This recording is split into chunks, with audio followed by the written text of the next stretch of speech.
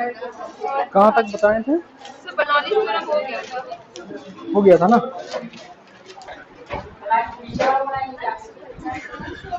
पीछे वाला मतलब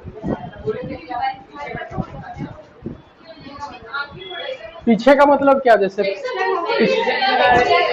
पहले आगे कर लेते हैं।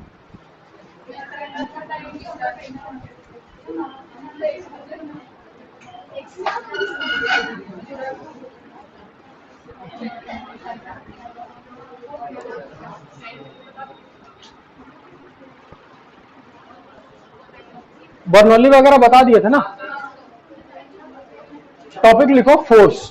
Force due to liquid on a container. Force due to liquid on any surface. Force due to liquid on any surface.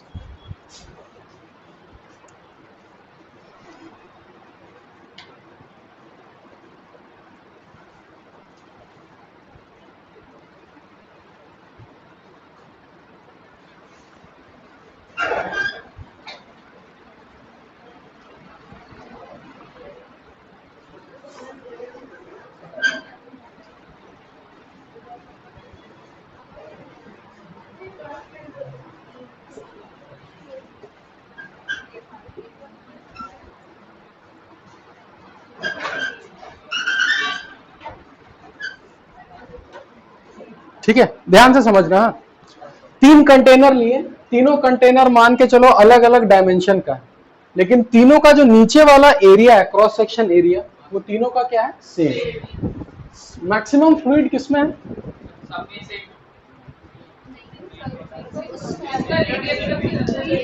बीच वाले में ज्यादा है, सबसे ज्यादा इसमें है। लेकिन क्वेश्चन लिखो, इसको ड्रॉ करो, क्वेश्चन लिखो पहला। हाँ, तीनों को ड्रॉ करना है।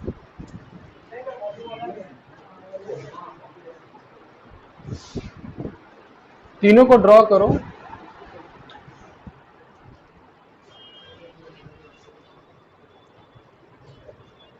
तीनों को ड्रॉ करो और लिखो। अगर इसमें हम फोर्स मानते हैं कितना? F1 इस सरफेस पर, इस सरफेस पे फोर्स मानते हैं F2 और इसमें मानते हैं F3। ठीक है, बताना है कि सबसे ज्यादा फोर्स किसमें, सबसे कम मतलब डिक्रीजिंग ऑर्डर में सबसे ज्यादा फोर्स किस कंटेनर में होगा? सबसे राइट,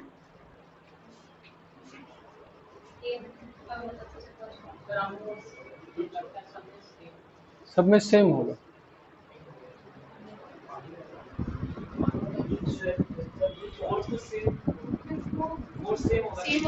पक्का ना? कैसे? एरिया सेम है। देखो एरिया सेम है, ठीक है, ये यहां तक तो ठीक है, हमको भी दिख रहा है एरिया सेम है, लेकिन एक लॉजिक देना होगा तभी होगा कि फोर्स सेम है। फोर्स, अच्छा नीचे पॉइंट पर फोर्स जो भी लगेगा वो प्रेशर इंटू एरिया होगा। एरिया तो सबका सेम है, तो फोर्स बराबर होने के लिए हर एक इस सरफेस पे जितना पॉइंट्स होगा उसमें प्रेशर सेम होना होगा। सब में हाइट सेम है, देखो तो इसका मतलब पानी कितना भरा हुआ उससे कोई लेना देना नहीं है, हमको लेना देना किससे है? प्रेशर से। तो पी नॉट प्लस रोजी एच, पी नॉट प्लस रोजी एच, पी नॉट प्लस रोजी एच, तो तीनों पॉइंट पे प्रेशर सेम और एरिया भी क्या है? सेम। तो इसका मतलब तीनों पर फोर्स क्या होगा? सेम होगा। लिख लो, फोर्स इज सेम।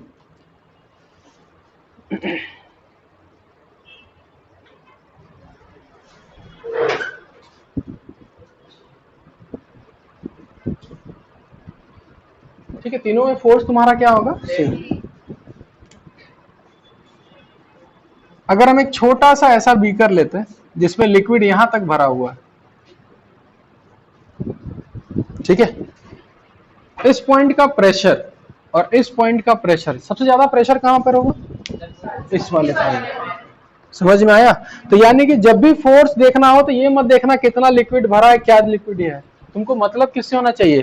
प्रेशर से। और किससे मतलब होना चाहिए? एरिया से। ठीक है, नेक्स्ट लिखो।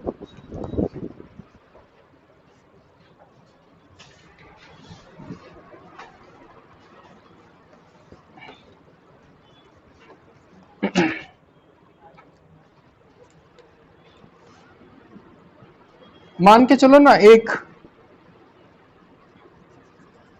एक वॉल है समझो, जैसे अगर हम विजुलाइज करवाएं तो ये पूरे रूम में पानी भरा हुआ है, और ये वाला जो वॉल है एक तरह से समझो कि ये वुड का बनाया है, और ये वॉल रोटेट हो सकता है। ये जो वॉल है ना इस टाइप से, ये वॉल रोटेट हो सकता है, यानी इधर से खोल भी सकते हैं, ठीक है। और इस तरफ पूरा लिक्विड भरा हुआ है, यानी इस पूरे रूम में लिक्विड भरा हुआ है। ये तीनों फिक्स्ड है, रिजिड है, ये मूव नहीं कर सकता। लेकिन ये वाला जो वॉल है, ये वॉल क्या कर सकता है, खुल सकता है। तो मेरे को ये बताओ, ये वॉल खुलेगा कि नहीं खुलेगा? पक्का? लॉजिक? प्रेशर है इसलिए, या देखो कोई भी चीज घूमना, हम क्या बात कर, रोटेशन का बात कर रहे हैं ना, तो फिजिक्स के लैंग्वेज में बात करो, अगर हम रोटेशन का बात करें, तुम प्रेशर बोलोगे, फोर्स बोलोगे, या टॉर्क बोलोगे? टॉर्क। टॉर्क लगेगा तो घूमेगा, नहीं लगेगा तो नहीं घूमेगा। तो हर पॉइंट पर प्रेशर होगा, सेम होगा कि अलग अलग होगा? अलग होगा। प्रेशर बढ़ता जाएगा, तो यहां पर जो फोर्स लगेगा उसका भी मैग्नीट्यूड बढ़ता जाएगा। कुछ इस टाइप से होगा। अगर हम मैग्नीट्यूड वाइज ड्रॉ करें तो नीचे जैसे जाएंगे प्रेशर बढ़ेगा तो फोर्स भी बढ़ेगा। तो इसका मतलब इस पॉइंट के अबाउट इसको रोटेट करवा सकता है ये सब फोर्स, आराम से करवाएगा, तो ये रोटेट होगा ही होगा, ठीक है। सेकंड,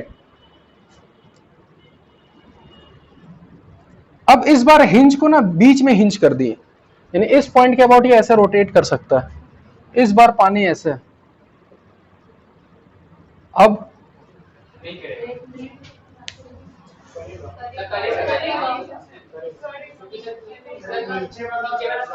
देखो ध्यान से देखो, इस पॉइंट के बाद सारा फोर्सेस इधर ही घुमा रहा है, तो ये एंटी क्लॉकवाइज घूमेगा ही घूमेगा। इस पॉइंट पे फोर्स बात करें तो फोर्स तो ऐसे लगेगा, इस टाइप से लगेगा। तो इस पॉइंट के अबाउट देखें तो ऊपर वाला फोर्सेस इसको क्लॉकवाइज घुमाना चाह रहा है इस पॉइंट के अबाउट, और नीचे वाला फोर्सेस इसको एंटी क्लॉकवाइज, यानी कि इस पॉइंट के अबाउट ये सब फोर्सेस को ऐसे घुमा रहा है और ये फोर्सेस को ऐसे घुमा रहा है, यानी दोनों एक दूसरे को हेल्प कर रहा है कि अपोज कर रहा है? अपोज कर रहा है। लेकिन अगर टॉर्क का मैग्नीट्यूड देखा जाए तो ऊपर वाले का टॉर्क सबसे ज्यादा होगा कि नीचे वाले का? नीचे वाले। तो यानी कि फाइनली ऐसे रोटेट करेगा, इसमें कोई दिक्कत नहीं।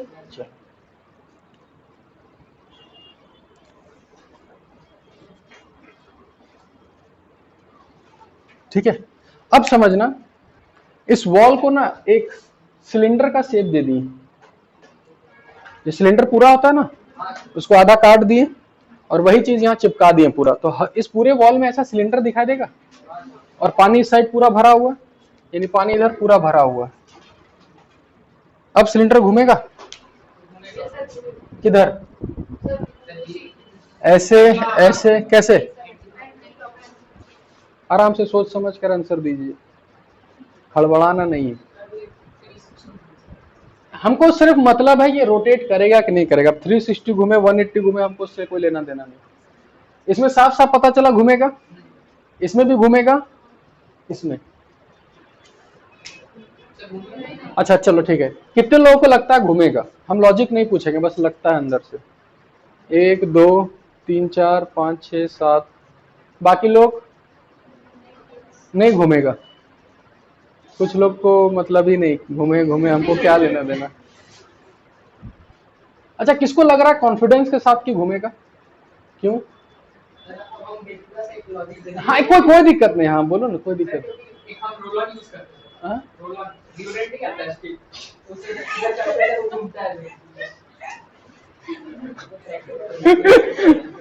और कोई, और कोई जो तुम थोड़ा कॉन्फिडेंस लग रहा है कि वाकई में घूम रहा है? चलो, किसको कॉन्फिडेंस है कि नहीं घूमेगा? नहीं, अब एक काम करो, देखो घूमेगा कि नहीं घूमेगा हमको टॉर्क चेक करना है। टॉर्क किस पॉइंट के अबाउट? हिंज पॉइंट के अबाउट। अगर बॉडी हिंज है तो हिंज पॉइंट, यहाँ पर हिंज पॉइंट के अबाउट देखे तो दोनों तरफ टॉर्क आया। चलो, अब यहाँ मजेदार चीज क्या है पता है? फोर्स हमेशा किधर लगता है? Perpendicular to the surface. तो जो भी फोर्स लगेगा परपेंडिकुलर टू द सरफेस लगेगा। तो इस पॉइंट के अबाउट टॉर्क देखे तो सारा फोर्सेस सेंटर के अबाउट क्रॉस्ड है। तो अगर फोर्स सारा हिंज से ही पार हो गया तो नेट टॉर्क तो ये घूमेगा ही नहीं। समझ में आया या नहीं आया?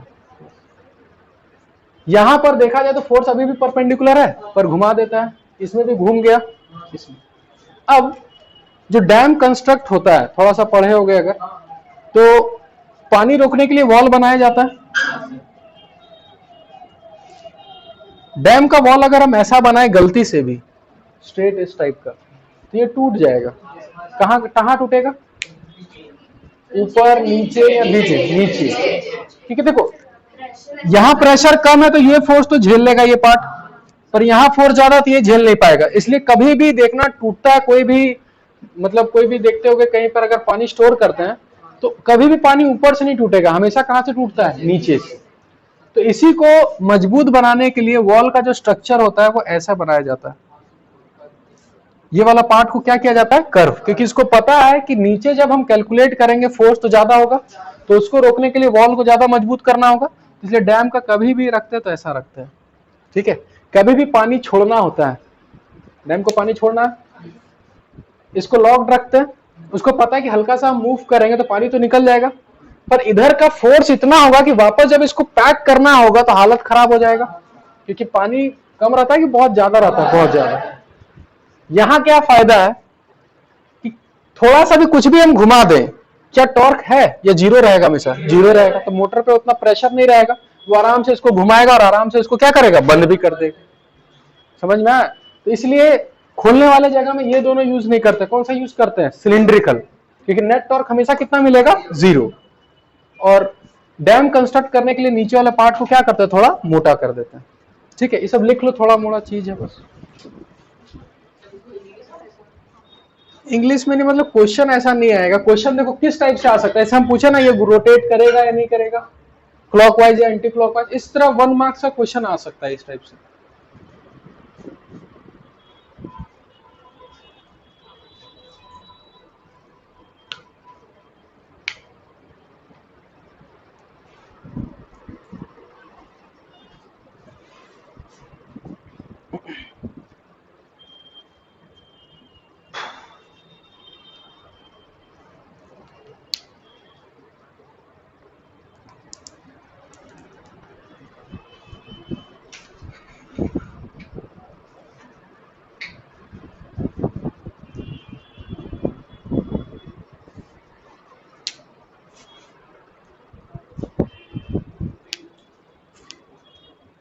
फ्लूइड्स का क्वेश्चन बनाओगे ना अगर प्रीवियस ईयर्स का, नीट वगैरह की अगर बात करोगे तो ये सब छोटा छोटा क्वेश्चंस रहता है। रोटेट करेगा नहीं करेगा, फोर्स कितना लगेगा। ठीक है, सबसे इंपॉर्टेंट ये वाला है, टॉर्क वाला।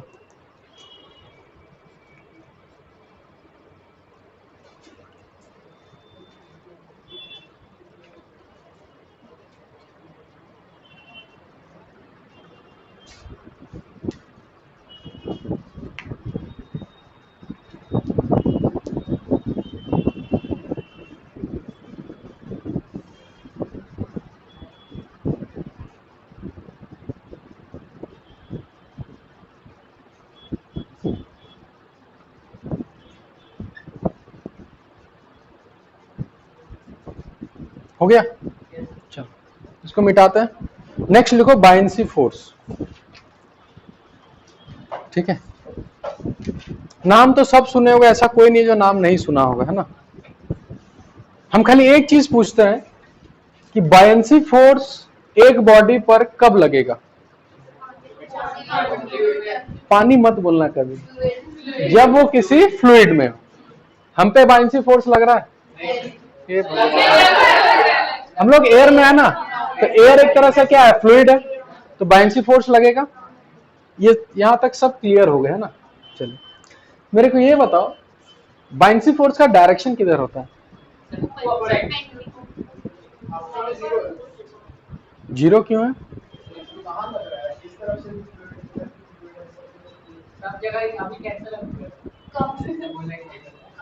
सबसे पहले 2 पॉइंट हम लिखवा देते हैं, लिखो सबसे पहले। If a body is immersed in a fluid, if a body is totally or partially, if a body is totally or partially immersed in a fluid, buoyancy force acts on it. ठीक है, चलो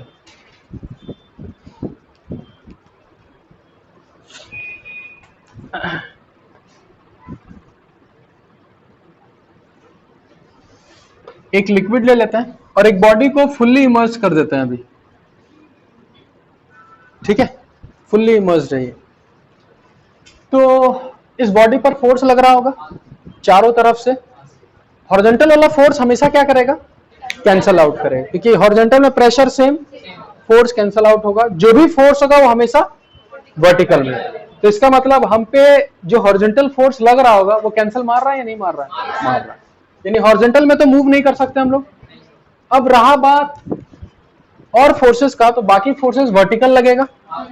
अब vertical का अगर बात करें तो pressure हमको पता है कि ऊपर का हमेशा प्रेशर कम होगा और नीचे का प्रेशर हमेशा ज्यादा होगा। यानी कि अगर हम फोर्स का बात करें तो ऊपर से फोर्स F1 और नीचे से फोर्स F2, तो इसी F2 माइनस F1 जो नेट फोर्स आ रहा है वर्टिकल डायरेक्शन में, इसी को हम लोग कौन सा फोर्स बोल रहे हैं, बायनेंसी फोर्स। यानी अब हम लोग लिक्विड में बार बार F1 F2 ड्रॉ नहीं करेंगे, हम लोग सीधा बोलेंगे कि अगर कोई भी ऑब्जेक्ट तुम्हारा लिक्विड के अंदर है तो F1 F2 ड्रॉ करने के सीधा हम लोग बोलेंगे कि अगर वो सीधा इमर्ज्ड है तो हम लोग सीधा बोलेंगे उस पर एक फोर्स लग रहा है, कौन सा फोर्स, बायनेंसी फोर्स। यानी इस F1 और F2 का रिजल्टेंट को ही हम लोग क्या बोलते हैं, बायनेंसी फोर्स। लिख लो फटाफट। यानी कि अब अगर हम फिर से पूछें कि बायनेंसी फोर्स किधर लगता है तो आंसर क्या दोगे, क्या क्या क्या, हमेशा किधर लगता है,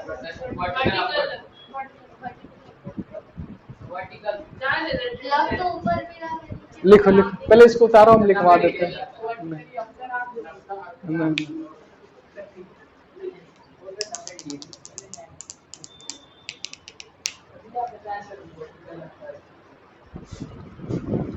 अभी ये चीज रुका हुआ है या मूव कर रहा है, रुका। मूव करेगा तो कहानी चेंज होगा फिर, कि नहीं होगा, क्योंकि जब एक्सेलरेट करेगा तो हॉरिजॉन्टल वाला फोर्स कैंसिल कर जाएगा, तो फिर तो दिक्कत आएगा। इसका मतलब फिर एंगल में लगना स्टार्ट होगा, है ना। इसलिए उतारो, पहले इतना उतार लिए, और इसी F2 माइनस F1 को हम लोग कौन सा फोर्स बोलते हैं, बायनेंसी फोर्स। ठीक है, चलो डायरेक्शन ऑफ बायनेंसी फोर्स लिखो। Direction of buoyancy force is always opposite to the net acceleration, opposite to the net acceleration। ठीक है, फॉर एग्जाम्पल ये भी रुका हुआ है तो इसका एक्सेलरेशन ड्यू टू ग्रेविटी होगा, किधर, नीचे, तो बायनेंसी फोर्स ऊपर।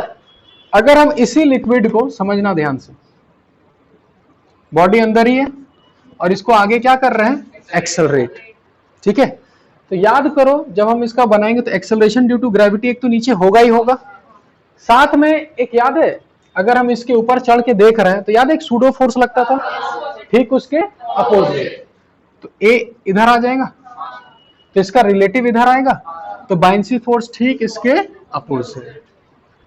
ये रिलेटिव हो गया रूट अंडर ए स्क्वायर प्लस जी स्क्वायर, और इसी को जाके आगे पढ़ेंगे जी इफेक्टिव। जी इफेक्टिव का मतलब हम सोचेंगे हम दूसरे दुनिया में आ चुके हैं जहां जी नहीं है, क्या है, जी इफेक्टिव। तो मेरा एक्सेलरेशन नेट जो होगा इधर हो जाएगा, तो मेरा बायनेंसी फोर्स भी किधर हो जाएगा, अपोजिट हो जाएगा।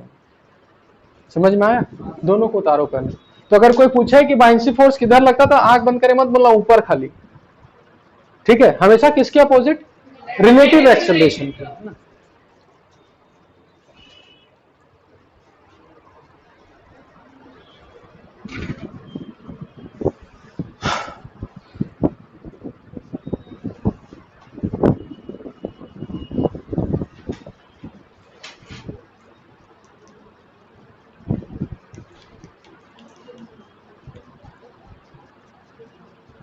ठीक है, चलो अब इस बायनेंसी फोर्स का डायरेक्शन पता चल गया, कब लगता है ये पता चल गया, रहा बात लास्ट की कितना लगता है। ठीक है, इसके लिए एक आर्किमिडीज अपना प्रिंसिपल दिए थे, सबको याद होगा, कि जो भी फोर्स अपथ्रस्ट फोर्स लगता है वो किसके बराबर होता है? Weight of the liquid displaced. जितना लिक्विड डिस्प्लेस, जैसे हम इस फ्लूइड के अंदर हैं तो हम, हाँ मतलब फ्लूइड गलती से निकल, हाँ निकल, जैसे कि अगर हम इस फ्लूइड के अंदर हैं तो हम कितना फ्लूइड डिस्प्लेस कर रहे होंगे? मेरा जितना वॉल्यूम है उतना ही फ्लूइड डिस्प्लेस कर रहे होंगे, तो उतना ही बायंसी फोर्स मेरे पे लग रहा होगा। ठीक है, लिखो value of buoyancy force, value of buoyancy force. ठीक है,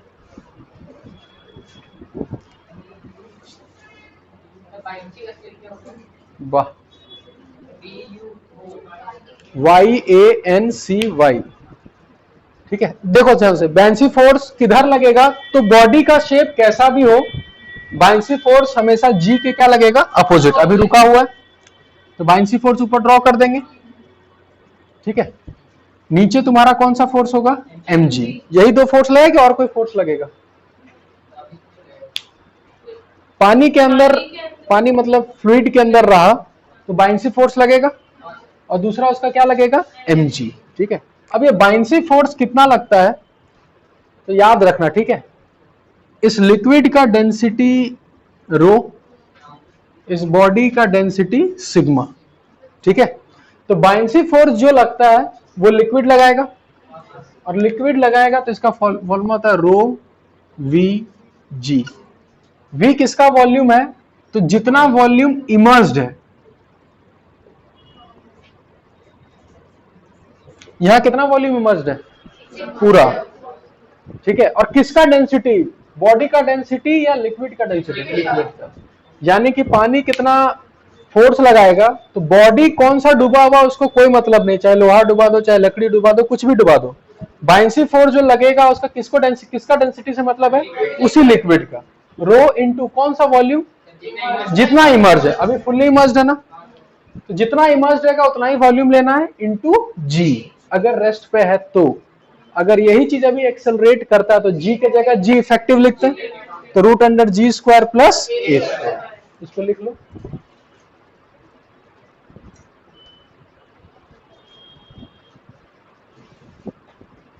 ठीक है, अब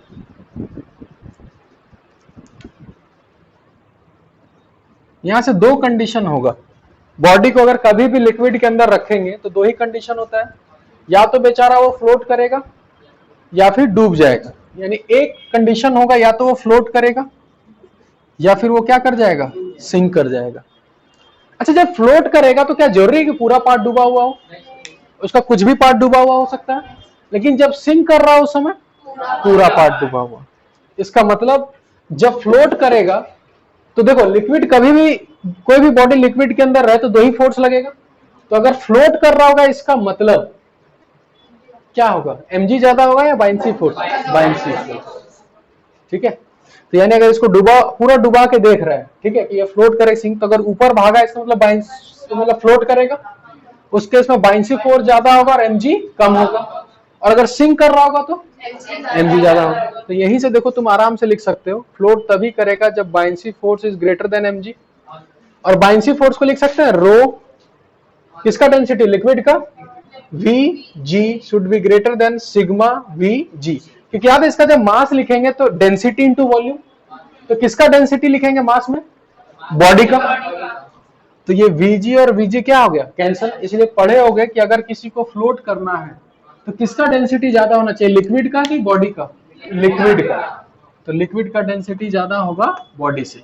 और अगर सिंक करेगा इसका मतलब mg को ज्यादा होना होगा किससे? Buoyancy force. तो यानी sigma V ji is greater than rho V G, cancel होगा। तो यानी जब सिंक करता है तो किसका डेंसिटी ज्यादा होता है? बॉडी। फिर भी फ्लोट मारेगा, यानी पानी के अंदर पानी है, यही हुआ ना, दोनों का डेंसिटी सेम, मतलब पानी में पानी फ्लोट कर रहा।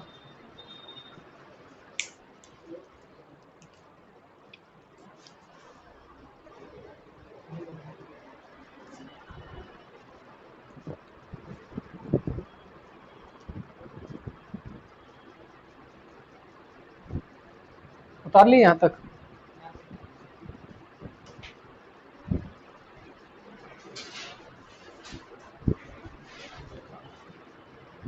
देखो, अब जो लाइन बोलने वाले हो ना, वो थोड़ा ध्यान से समझना। हाँ, थोड़ा कंफ्यूजिंग लाइन है। अगर हम बोले कि सिंक करने के लिए बॉडी का डेंसिटी लिक्विड का डेंसिटी से ज्यादा होना चाहिए, ठीक है, ट्रू स्टेटमेंट या फॉल्स स्टेटमेंट? सिंक करने के लिए, डूबने के लिए, ठीक है, बॉडी का डेंसिटी लिक्विड के डेंसिटी से ज्यादा होना चाहिए, है ना? तब वही तो सही है ना?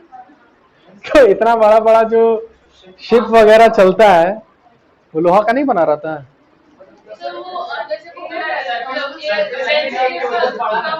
हम अभी कुछ बोले कि टेढ़ा लेना है,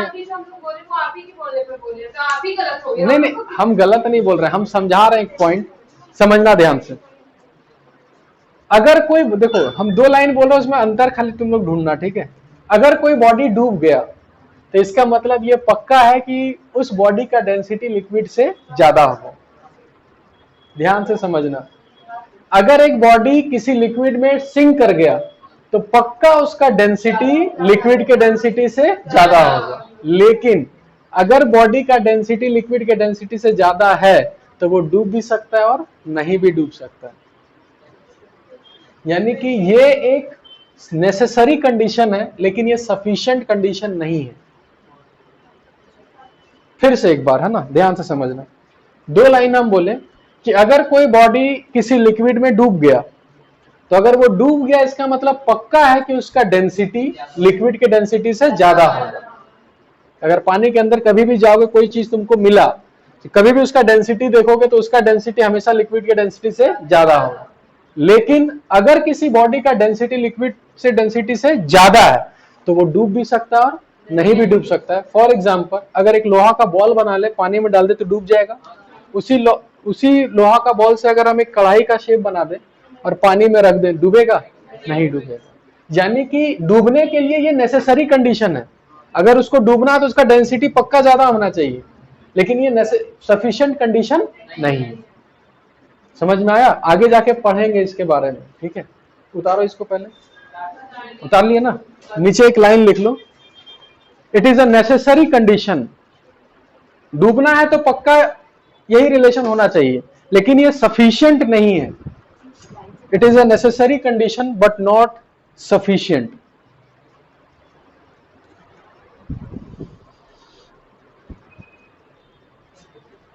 ठीक है, चलो इसको मिटाएं।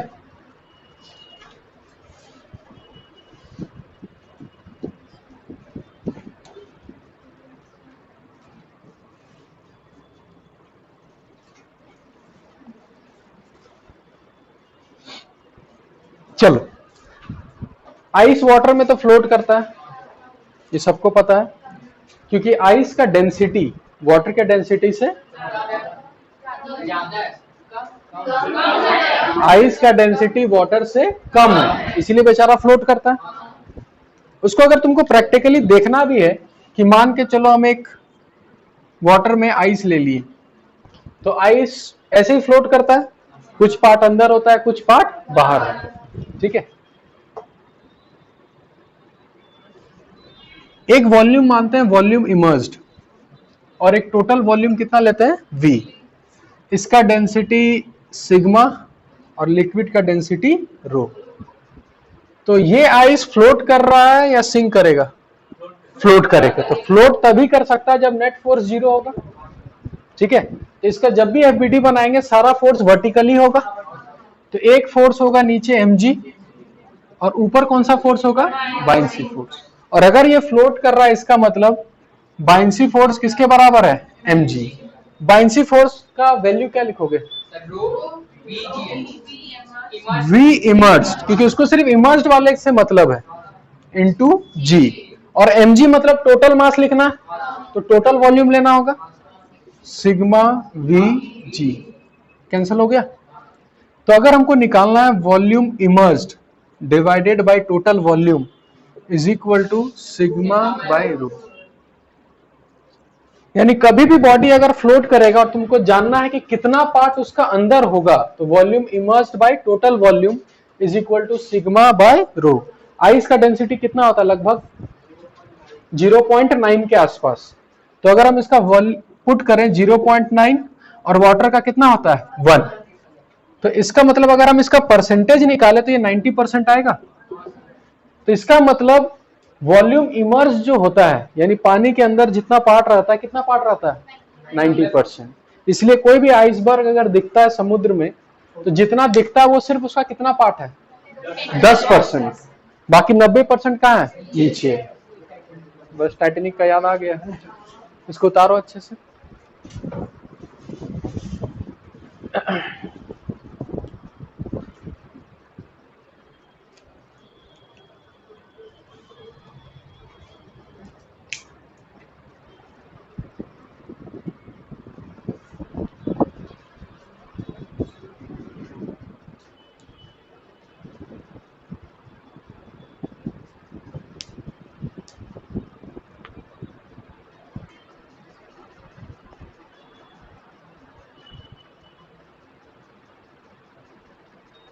अभी तो कोई क्रूज शिप में बैठे हो? मतलब बड़ा कोई क्रूज शिप में? कोई भी नहीं? स्टीमर वाला नहीं, माइथन डैम वाला नहीं, मतलब जैसे कि बड़ा क्रूज शिप का मतलब जो यहाँ से अंडमान तक जाए।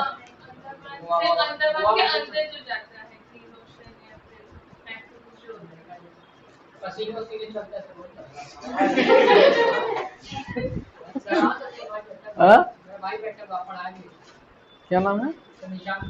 हाँ, निशांत तिवारी। तुम उसका भाई है? एकदम उल्टा है तुम लोग दोनों। चलो, ये समझ में आया? चलो आगे लिखो।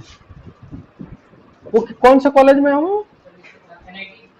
जमशेदपुर। ठीक, ये उतार ले सब कुछ। चलो अब एक क्वेश्चन लिखो। लिखो अ cube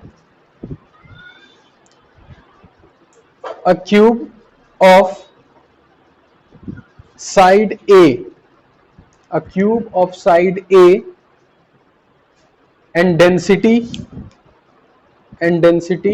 rho by 3 is immersed in a liquid, of density rho.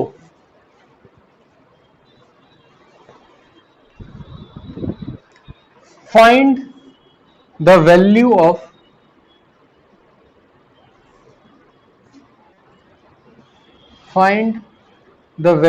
of x. अच्छा मेरे पहले ये बताओ, ये फ्लोट करेगा या सिंक कर जाएगा?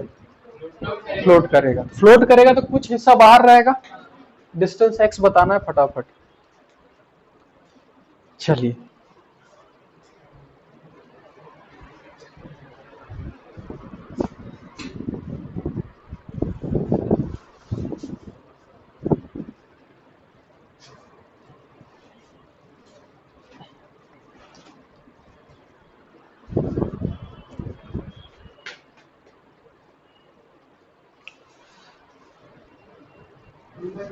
हाँ 2/3, चलो ठीक, 2/3 ए ना, ठीक।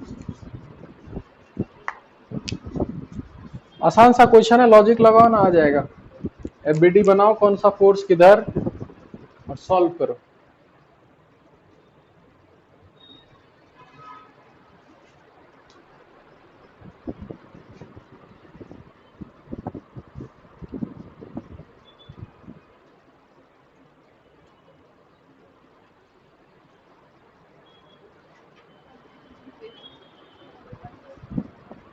कितना आया?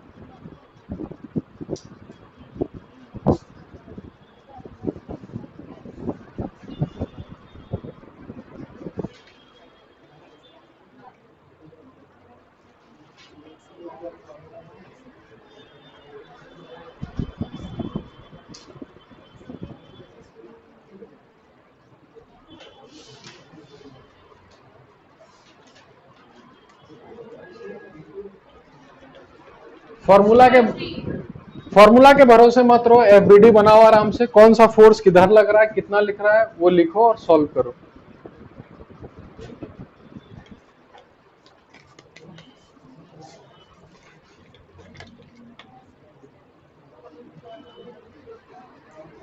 चलो देखो इधर इधर, सबसे पहले इस बॉडी में दो ही फोर्स लगेगा, एक इसका mg और ऊपर कौन सा फोर्स, फाइनेंसी फोर्स, और कोई फोर्स नहीं लगाना, याद रखना। मन में आ रहा होगा कि ऊपर पी नॉट इंटू ये लगा दे, मत लगाना। याद करो लोग, नेट फोर्स किसके बराबर लिखे थे, बाइंसी फोर्स। तो फ्लोट कर रहा है, इसका मतलब बाइंसी फोर्स किसके बराबर होगा, mg के बराबर। ठीक है, इसका फोन बज रहा है। अच्छा, तो बाइंसी फोर्स अगर देखें तो बाइंसी फोर्स को सिर्फ मतलब है कि कितना पार्ट इमर्ज्ड है। तो अगर x ये बताना है तो मेरे को ये बता, ये लेंथ को हम a माइनस एक्स लिख दें। ठीक है, तो ये रो लिक्विड का डेंसिटी। अब मेरे को ये बताओ कितना वॉल्यूम होगा, अगर ये हाइट a माइनस एक्स है और ये एरिया a स्क्वायर होगा, तो वॉल्यूम को लिख सकते हैं a square into a minus x, यही वॉल्यूम इमर्ज्ड होगा, देख लो बढ़िया से, into g, rho volume immersed into g is equal to m g. तो एम जी को मतलब पूरा मतलब है सिग्मा, और सिग्मा कितना दे रखा उसका, रो बाय 3 इंटू इसका वॉल्यूम कितना लेना है पूरा, into a cube into g. A minus x is equal to a by 3, तो x is equal to a minus a by 3, तो आंसर कितना आ गया 2a/3। इसलिए बोले फॉर्मूला फॉर्मूला कुछ मत लगाओ, आराम से तुम एफबीडी बनाओ, कौन सा फोर्स कितना लग रहा है, कितना वॉल्यूम इमर्ज्ड है लिख लो, और फ्लोट कर रहा है तो इक्वेट कर दो, सिंपल सा चीज।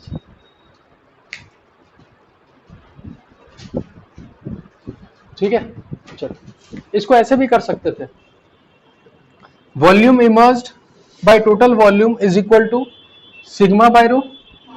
सिग्मा कितना दिया हुआ है, तो ये कितना आ गया, यानी कि इसका 1/3 मतलब 1/3 पार्ट अंदर है, तो इसका 2/3 पार्ट बाहर होगा। तो सिंपल बोलना है कि अंदर 1/3 है, यानी ये a/3 होगा, तो बाहर कितना होगा, ठीक है। अब इसी में एक क्वेश्चन लिखो, अगर तुमको इसको पूरा डुबाना है तो ऊपर कुछ रख सकते हो, उसके ऊपर कोई भारी सा चीज, अगर भारी सा चीज रख दे तो ये धीरे धीरे नीचे जाएगा। क्वेश्चन लिखो, find the minimum value of mass, find the minimum value of mass, find the minimum value of mass m that should be kept on the cube, kept on the cube, so that the cube just sinks, यानी कि minimum उसमें कितना रखना है, वो पूरा क्या करना चाहिए, जस्ट डूब जाना चाहिए। डूब जाना चाहिए इसका मतलब कितना वॉल्यूम इमर्ज्ड होगा, पूरा। राइट,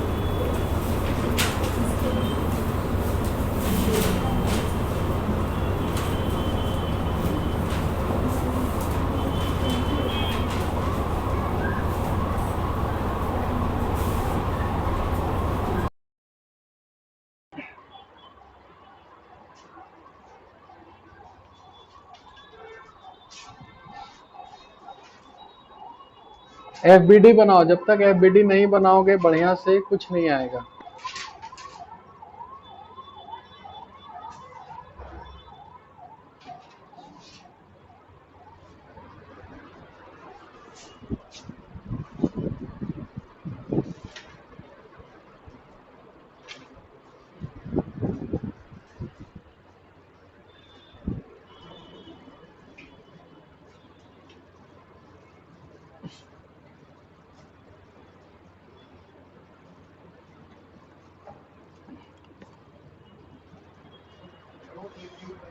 कितना कितना मास आ गया, रो ए क्यूब बाय,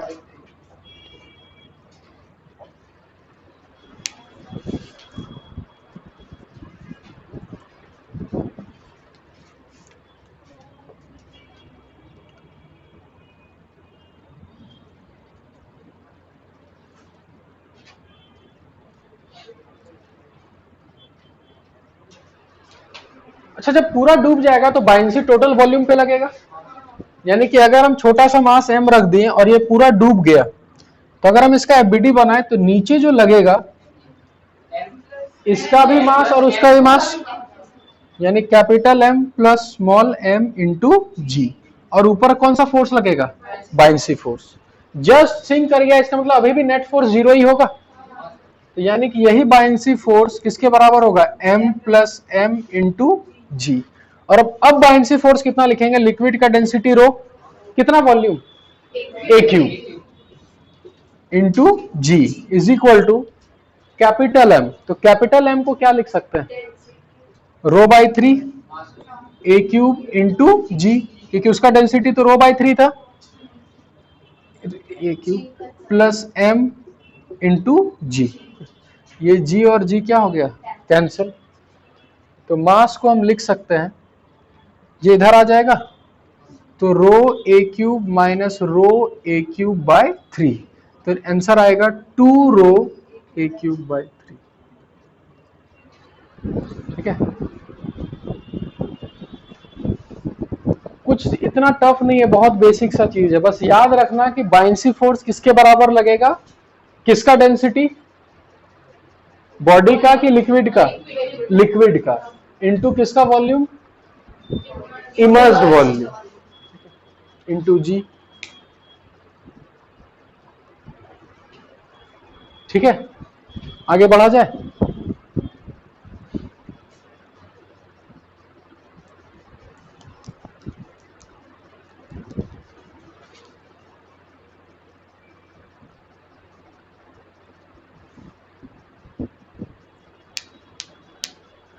आगे बढ़े, इतना समझ में आया ना। क्वेश्चन लिखो फिर से, जितना क्वेश्चन बनाओगे उतना बढ़िया है, बस बनाओ कम से कम। एक लोहा का बॉल है, तो पक्का डूब जाएगा, कुछ ऐसा कर सकते क्यों ना डूबे, नीचे का डेंसिटी, लिक्विड का डेंसिटी बढ़ा दे, नहीं पानी में ही हम चाहते हैं कि वो लोहा का बॉल ना डूबे, एक शेप चेंज कर सकते हैं, और उस लोहे के बॉल के साथ और कुछ कर सकते हैं, अंदर खोखला कर दे अगर, तो अगर लोहा का बॉल को अंदर से खोखला कर दे, क्या पॉसिबिलिटी है कि वो फ्लोट कर सके, है ना। बस तो लिखो क्वेश्चन, लिखो, एक बॉल है जिसका एक्सटर्नल रेडियस r है और इंटरनल रेडियस कितना है, small r, external capital R, यानी कि खोखला बस r रेडियस तक है। ठीक है, क्वेश्चन लिखो और इसका डेंसिटी ले लो 2 रो। अगर ये पूरा खोखला नहीं रहता, 2 रो रहता, तो पक्का डूब जाता, फिर ही डूबता, पूरा डूब जाता, लेकिन खोखला करने के कारण हो सके पॉसिबिलिटी हो जाए। क्वेश्चन लिखो, फाइंड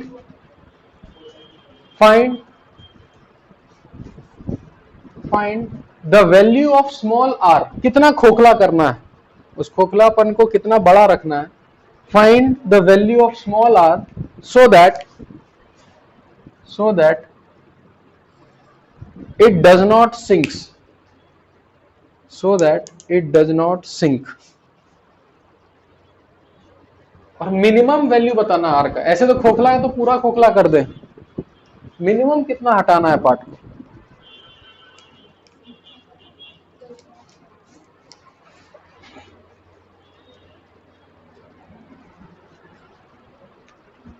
देखो बना के,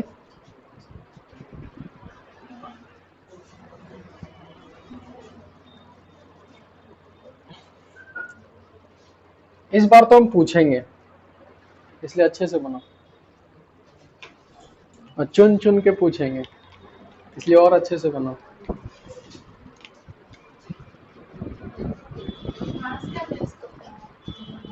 हम क्यों दे मास, डेंसिटी दे दिए ना काफी। हाँ बस,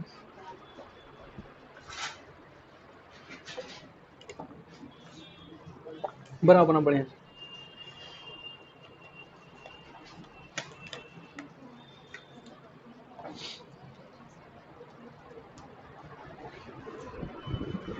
जिससे नहीं बनेगा ना, हम आज घर में मैसेज कर देंगे क्लास ही नहीं आया था वो।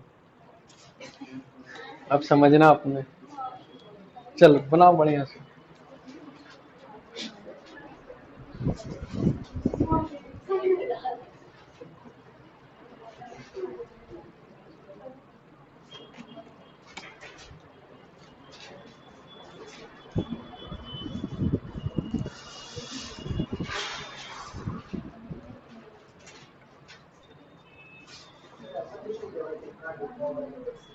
देखो ऐसे खोखला करने का तो कितना भी खोखला कर देते हैं तो वो ऊपर ही फ्लोट करेगा, पर जब हम मिनिमम का बात कर रहे हैं तो इसका मतलब जस्ट सिंक कर रहा होगा वो। तो जस्ट सिंक का मतलब क्या है कि पूरा का पूरा डूब चुका है लेकिन अभी भी क्या कर रहा है, वो फ्लोट कर रहा है। रो लिखा है लिक्विड ऑफ डेंसिटी रो। जब मिनिमम वैल्यू का बात किया जाए तो जस्ट सिंक का ऑप्शन लेना, यानी कि ये बॉल लगभग डूब चुका है लेकिन अभी भी क्या कर रहा है, वो फ्लोट ही कर रहा है। थोड़ा और खोखला कर देंगे तो बॉडी किधर आ जाएगा, और ऊपर आ जाएगा। और खोखला करेंगे तो और ऊपर आ जाएगा। जैसे तो आर का वैल्यू बढ़ता जाएगा ना, पर आर का वैल्यू हमको क्या बताना है, सबसे कम बताना है, यानी जस्ट पूरा डूब चुका है वो। आ गया नहीं?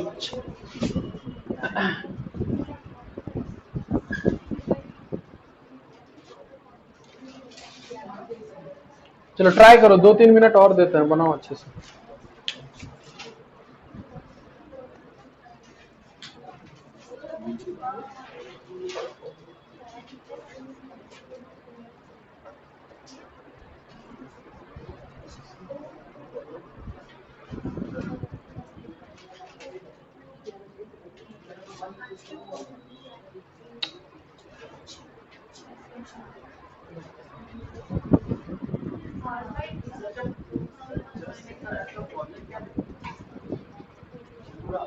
हाँ तो जब जस्ट सिंक किया तो वॉल्यूम पूरा लोगे ना। वॉल्यूम कट जा रहा है ना, यही तो दिक्कत है। नहीं कटेगा। हार गया। चलो एक काम करते हैं, ठीक है, R is equal to R आ गया। आ रहा है ना, आएगा।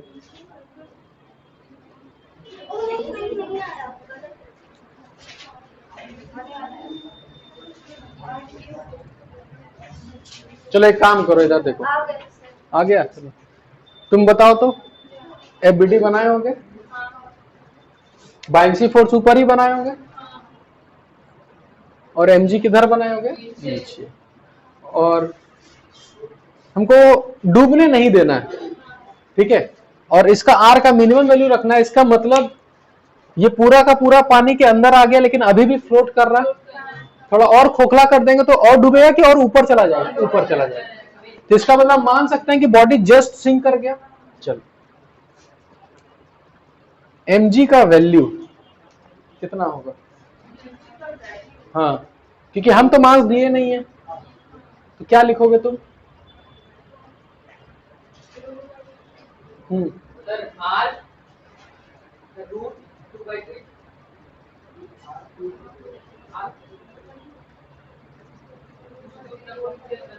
इसका मास पहले देखो, उतना छोड़ो, क्वेश्चन बने नहीं बने हमको कोई ले लेना। 2 रो, क्योंकि इसका डेंसिटी 2 रो है। मास होता है डेंसिटी इंटू वॉल्यूम।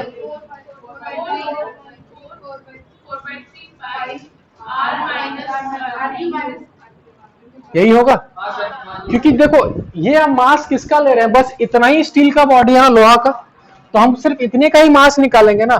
तो वॉल्यूम पूरा लोगे कि बस इतने का ही लोना है? इतने का है, पूरा मास आ गया इंटू जी, mg हो गया।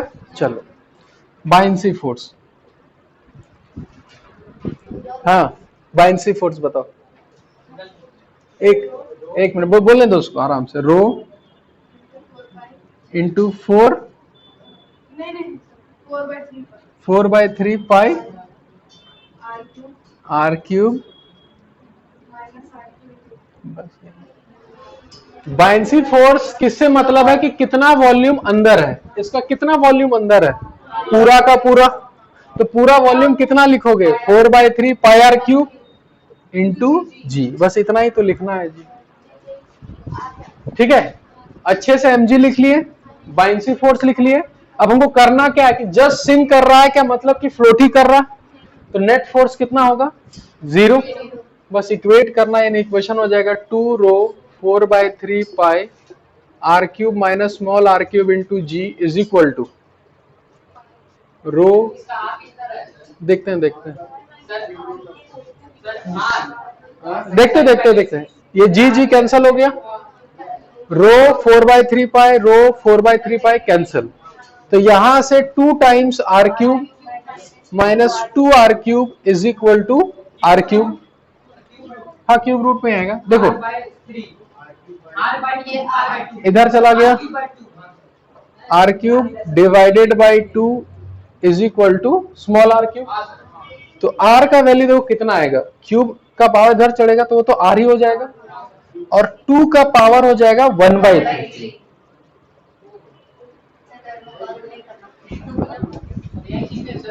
देखो ये सब इंपॉर्टेंट नहीं है, हम क्या बता रहे हैं, अगर तुमको ये लिखना आ रहा है तभी कुछ है, वरना फिर इतना अगर नहीं आ रहा तो फिर दिक्कत है। बाइंसी फोर्स को किससे मतलब है कि कितना वॉल्यूम अंदर है, उसको कुछ नहीं पता कि अंदर लोहा लकड़ी है क्या है, जितना वॉल्यूम अंदर, तुम खुद सोचो इतना वॉल्यूम अंदर होगा तो कितना वॉल्यूम वो डिस्प्लेस कर रहा होगा, इतना ही वॉल्यूम, तो इतना वॉल्यूम यही होगा। अब उसका मास कितना, तो उसको किससे मतलब होना चाहिए, कितना पार्ट मेरा है, तो अंदर खोखला का तो लेना ही नहीं है। ठीक है, ये समझ में आया ना। नेक्स्ट किसको, इसको क्यूब रूट 2, ठीक है, आगे लिखो।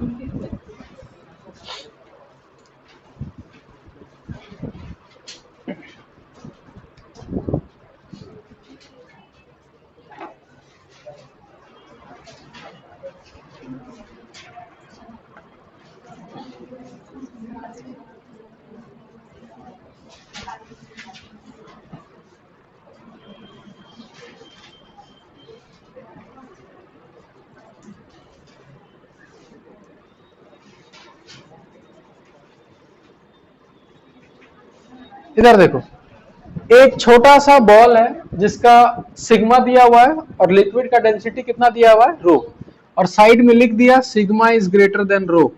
सिंक करेगा या फ्लोट करेगा, सिंक कर जाएगा, ये डूबेगा। इसको यहां से रिलीज करेंगे तो इनिशियल वेलोसिटी 0, तो जब डूबेगा तो नीचे जाएगा, तो नीचे पहुंचने में कुछ समय लगेगा ही लगेगा। तो अगर ये दिया हुआ है कि लिक्विड कितने हाइट तक का है h, तो नीचे पहुंचने में कुछ टाइम लगेगा, कितना, 1 मिनट। सबसे पहले ये बताओ कि इस बॉडी पर दो ही फोर्स लगेगा वापस से, बाइंसी और mg। नेट फोर्स 0 होगा या कोई फोर्स डोमिनेट करेगा, कौन, mg, यानी नेट फोर्स नीचे है।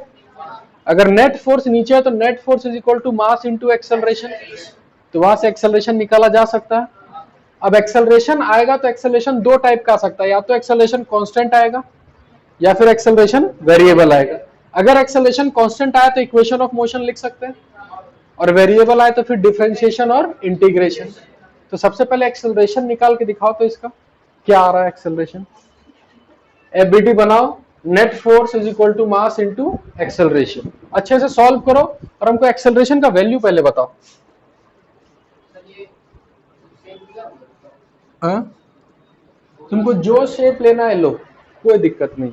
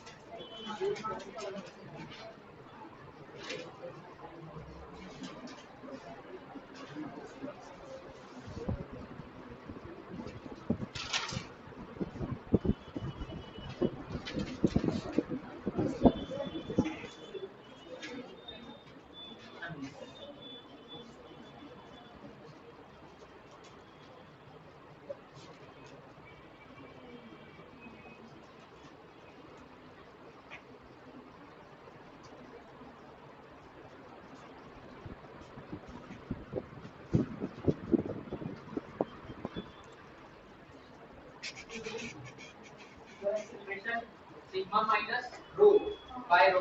बिल्कुल सही। उसके बाद बताओ टाइम कितना है। अच्छा वो एक्सेलरेशन कांस्टेंट है कि वेरिएबल है बताओ देख के।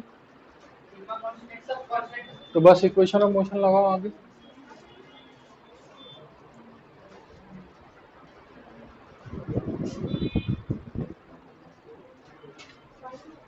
देखो तुम लोग बहुत भटक गए शायद।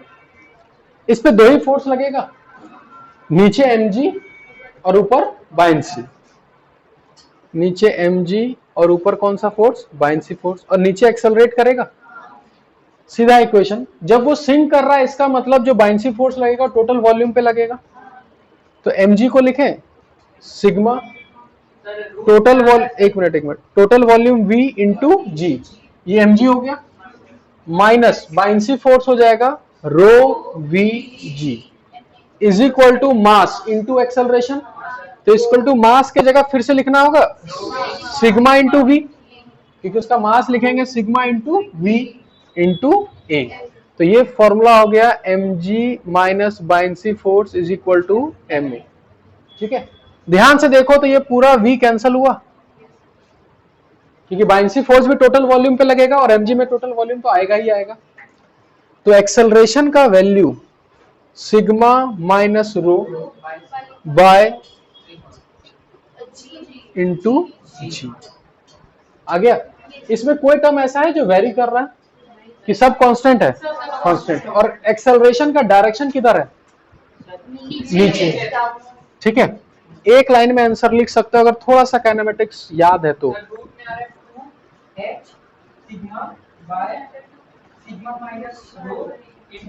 ठीक, इनिशियल वेलोसिटी जीरो, तो याद है एक पार्टिकल को अगर ड्रॉप करते थे इनिशियल वेलोसिटी जीरो और वो h हाइट जाता था तो उसका टाइम का formula root under 2h by g, और 2h बाई ए लिखें अगर अच्छे से एक्सेलरेशन तो। और यहाँ का एक्सेलरेशन g है कि ये वाला एक्सेलरेशन है, तो एक लाइन में आंसर आ जाएगा root under 2h by sigma minus rho divided by sigma into g. बस खत्म हो गया। समझे या नहीं। इसी क्वेश्चन को अगर हल्का सा उल्टा कर दें, बिल्कुल उल्टा, तो इसी बॉल को अगर हम नीचे रखते हैं और केस बोलते हैं कि इस बार रो ग्रेटर है सिग्मा से, ये बॉल क्या होता है, यहां से ऊपर भागता, तो ऊपर भागेगा तो फिर से इनिशियल वेलोसिटी जीरो। तो इस केस में ये चीज खाली उल्टा हो जाएगा, देखो तो अगर ये उल्टा होगा तो ये उल्टा हो जाएगा। क्या टाइम अभी भी वही रहेगा, खाली ये उल्टा होगा, देखो तो, क्योंकि इनिशियल वेलोसिटी जीरो और उसको कितना हाइट तक जाना है, h हाइट तक। समझ में आया। फिर से ये इतना आया ना, अब इसको उतार लो, पहले उतार लिए सबसे। ठीक है, अब देखो क्वेश्चन कैसे कैसे फ्रेम होता है एग्जाम में वो हम बताते हैं। इसको मिटा दें।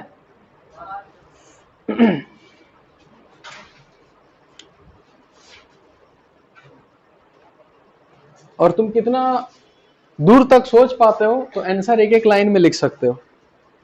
अगर एक बॉल को हम u स्पीड से नीचे फेंक दिए पानी के नीचे, और गिवन है कि इसका सिग्मा और इसका क्या है, रो, गिवन है रो इज ग्रेटर देन सिग्मा, तो अगर हम बॉल को u वेलोसिटी से नीचे फेंक दिए तो क्या होगा, बॉल के साथ नीचे जाएगा, फिर किधर आएगा, ऊपर आएगा। इसका मतलब ये पार्टिकल एक तरह से रिटार्ड करेगा पहले, फिर एक्सेलरेट करेगा, तो एक्सेलरेशन ऊपर होगा, तो बॉडी नीचे जाके फिर ऊपर आएगा, कितना टाइम में।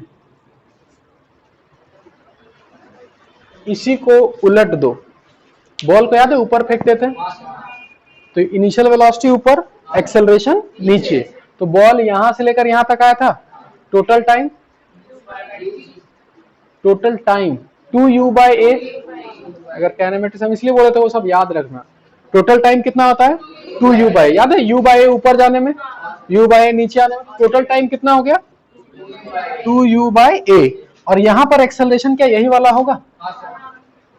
ठीक है, अगर कोई ये पूछता कि मैक्सिमम कितना नीचे तक जाता, तो क्या ये मैक्सिमम हाइट का फॉर्मूला होता है u स्क्वायर बाई 2g, लिख सकते थे आराम से।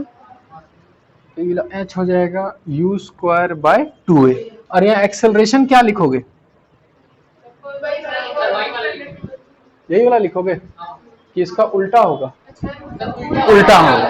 क्योंकि देखो थोड़ा सा दिमाग लगाओगे ना, तो यहाँ रो बड़ा है कि सिग्मा, रो, तो रो माइनस सिग्मा होगा, तो यहाँ हो जाएगा rho minus sigma divided by sigma into g. याद रखना सिग्मा हमेशा नीचे रहेगा, ठीक है, खाली ऊपर में याद रखना सिग्मा माइनस रो लिखना है या रो माइनस सिग्मा लिखना है। वो कैसे पता चलेगा, जो बड़ा होगा वो आगे होगा, ठीक है।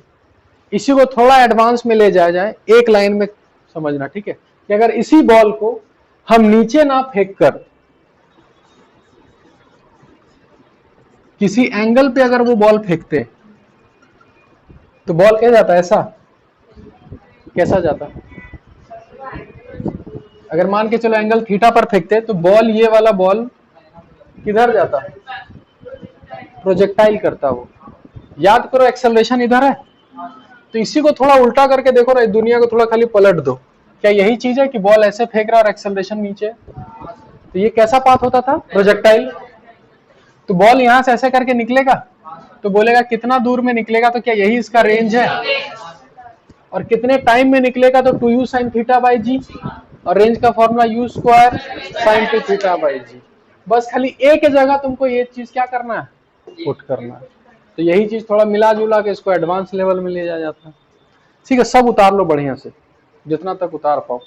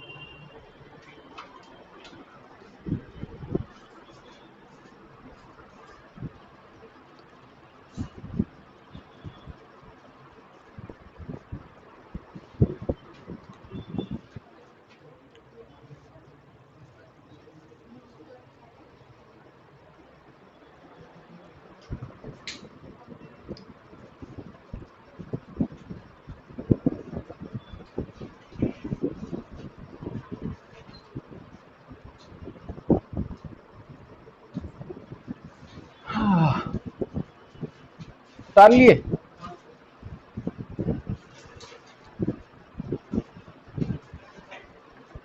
देखो ये सब तभी समझ में आएगा ना जब तुम्हारा पिछला पार्ट पूरा पढ़ा हुआ, जिसको काइनेमेटिक्स अच्छे से ये सब आता ही नहीं उसके लिए फिर ये टफ हो जाएगा, ठीक है। तो धीरे धीरे वही होता है, बस पिछला पार्ट को और अभी जितना पढ़ रहे हैं दोनों को खाली क्या कर रहे हैं, कंबाइन कर रहे हैं, या प्रोजेक्टाइल से कंबाइन हो गया, ठीक है।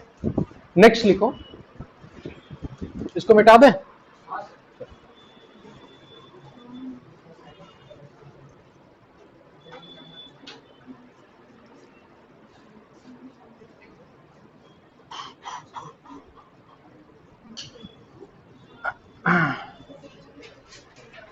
अभी तक तो हम लोग पढ़ रहे थे खाली कि बायंसी फोर्स किधर लगता है, रिलेटिव एक्सेलरेशन के अपोजिट। तो अगर बॉडी रेस्ट पर है तो जी के अपोजिट लगेगा, लेकिन वो फोर्स लगेगा किस पॉइंट पर, जैसे mg कहां लगता है, सेंटर ऑफ मास, ये हम लोग को पता है।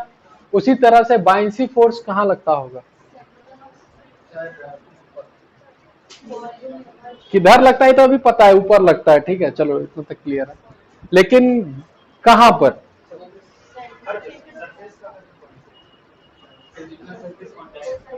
mg को फिर काहे बोलते हैं, सेंटर ऑफ मास पे लगता है, तो हर जगह लगना चाहिए।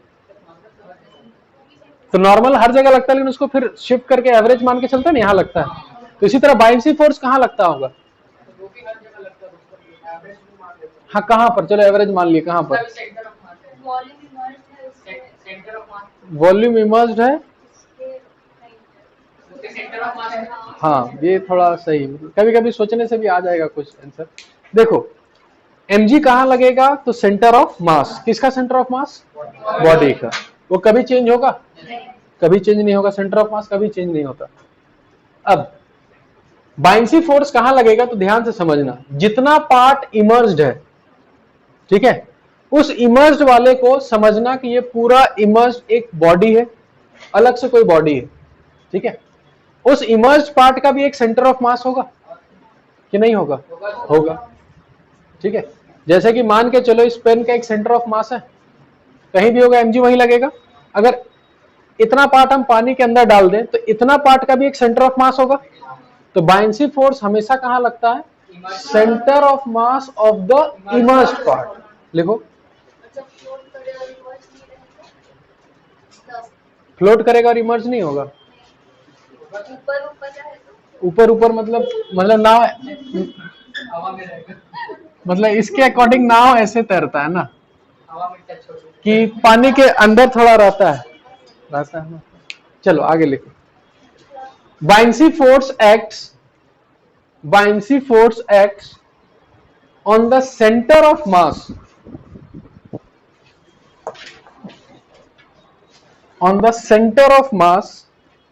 of the immersed volume, center of mass of the immersed volume,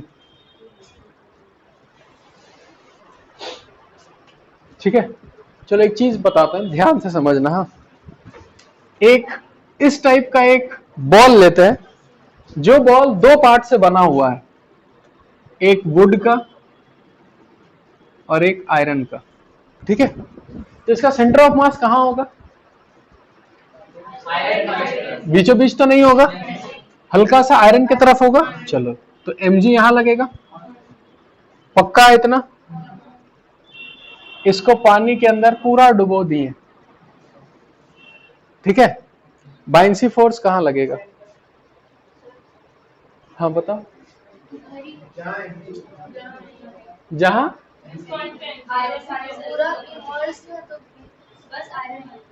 दोनों का एवरेज तो हम देखो सिंपल सा पूछे कि mg कहां लगेगा, तो तुम लोग बताएंगे सेंटर ऑफ मास। तो वुड हल्का, आयरन भारी, इसलिए सेंटर ऑफ मास थोड़ा इधर हो जाएगा। चलो मान लिया। उसी तरीके से इस पूरे बॉडी पे बाइंसी फोर्स लगेगा, तो बाइंसी फोर्स बोले centre of mass of the immersed part. कहां? यहीं पर नहीं। अब कहानी सुन लो अच्छे से। जब ये पानी के अंदर गया ना, पानी को कुछ नहीं पता कि वुड है कि आयरन है, वो समझेगा कि ये पूरा पार्ट ही कुछ चीज से बना हुआ है, तो इसका सेंटर ऑफ मास कहां होगा? ठीक है। तो इसका मतलब हम लोग क्या समझे कि तुम कैसा भी बॉडी अंदर डाल दो, पानी समझेगा कि वो पूरा बॉडी एक ही टाइप का है और उसका सेंटर ऑफ मास। समझ में आया? जैसे कि अगर कहीं नहीं, जैसे मान के चलो कि हम इतना भी डुबोते हैं, ठीक है, तो ये पार्ट वो समझता है कि एक रेगुलर बॉडी है, तो इसका सेंटर ऑफ मास यही होगा अभी भी। mg तो यही लगेगा, mg का पोजीशन कभी चेंज नहीं होगा। बाइंसी फोर्स का पोजीशन चेंज होगा और वो डिपेंड करेगा कि कितना वॉल्यूम इमर्ज्ड है, और जितना वॉल्यूम इमर्ज्ड होगा उसको समझना कि पूरा एक रेगुलर बॉडी है और उसका क्या निकालना है? सेंटर ऑफ मास। समझ में आया? इसको बना लो अच्छे से।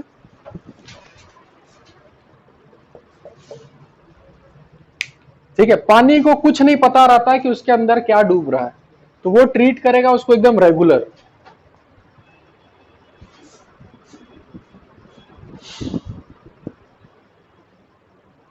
ठीक है, अब इसी से देखो कितना चीज तुम बता सकते हो, और ये सब चीज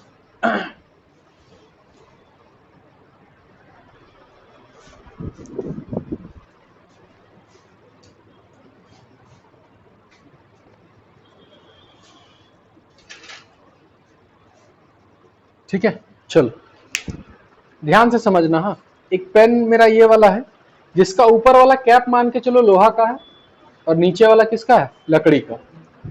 इस पेन को हम ऐसे डाल दिए सीधा एकदम, ठीक है, और पूरा पार्ट समझो कि अभी फ्लोट ही कर रहा है। आधा इतना पार्ट लकड़ी का और इतना पार्ट किसका है? लोहे का। ऐसे सीधा डाल दिया तो ऐसे फ्लोट कर रहा होगा। अब एक बार इसको ऐसे डालें तो भी फ्लोट कर रहा होगा। किस बार डूब जाएगा? अगर ऐसे डाले तो फ्लोट कर रहा है, उल्टा डाले तो तभी float। तभी फ्लोट करेगा, कि हमको मतलब है फोर्स से। mg तो सेम ही होगा, चाहे तुम ऐसे डालो चाहे ऐसे डालो, mg तो सेम ही होगा। और बाइंसी फोर्स इस केस में सेम होगा या अलग अलग?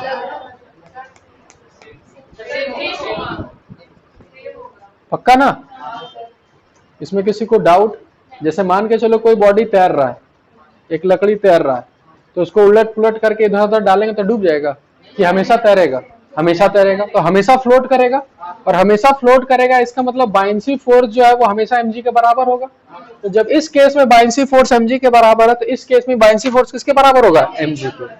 ठीक है, तो एक काम करते हैं, इस पेन को ऐसे बनाते हैं। तो मान के चलो कि ये वाला पेन हम ऐसा बना दिए, जिसमें इतना सा पार्ट किसका है? लोहा का है, बाकी किसका है? लकड़ी का। उसको उल्टा करके बनाए,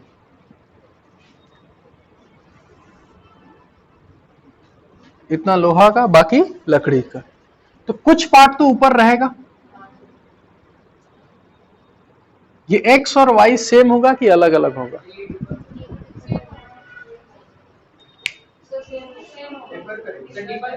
डिफर करे। देखो यही चीज तो है, तुम लोग खुद बोलते हो और बात से पलट जाते हो। अभी बोला है कि mg को बैलेंस करने के लिए बाइंसी फोर्स लगेगा, तो mg is equal to buoyancy force.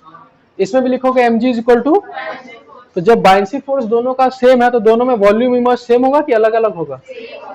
तो ये पार्ट और ये पार्ट सेम होगा कि अलग अलग होगा? सेम होगा। तो x और y सेम होगा कि अलग होगा? सेम होगा। तो x is equal to y। ये समझ में आया?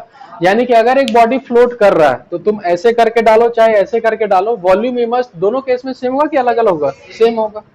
ठीक है, नेक्स्ट क्वेश्चन। इस केस में mg कहां लग रहा होगा? बीचों बीच या थोड़ा ऊपर के साइड? बॉडी का mg कहां लग रहा होगा? बीच से थोड़ा सा ऊपर, यानी लोहे की तरफ लग रहा होगा। चलो mg नीचे लगा। और बाइंसी फोर्स क्या बोलेगा कि इतना पार्ट अंदर है तो उसका सेंटर ऑफ मास, तो इन दोनों का बिल्कुल आधे पे, तो यहां लगेगा ऊपर की ओर बाइंसी फोर्स। इस पॉइंट पे बाइंसी फोर्स लगा और इस पॉइंट पर mg लगा। अब ये रोटेट करेगा, अच्छा नेट फोर्स तो जीरो होगा क्योंकि फ्लोट कर रहा है, तो buoyancy force is equal to mg। अब ये रोटेट करेगा या नहीं करेगा तो हमको टॉर्क देखना होगा। टॉर्क किसके अबाउट देखते हैं? हिंज है तो हिंज के अबाउट, और नहीं है तो सेंटर ऑफ मास।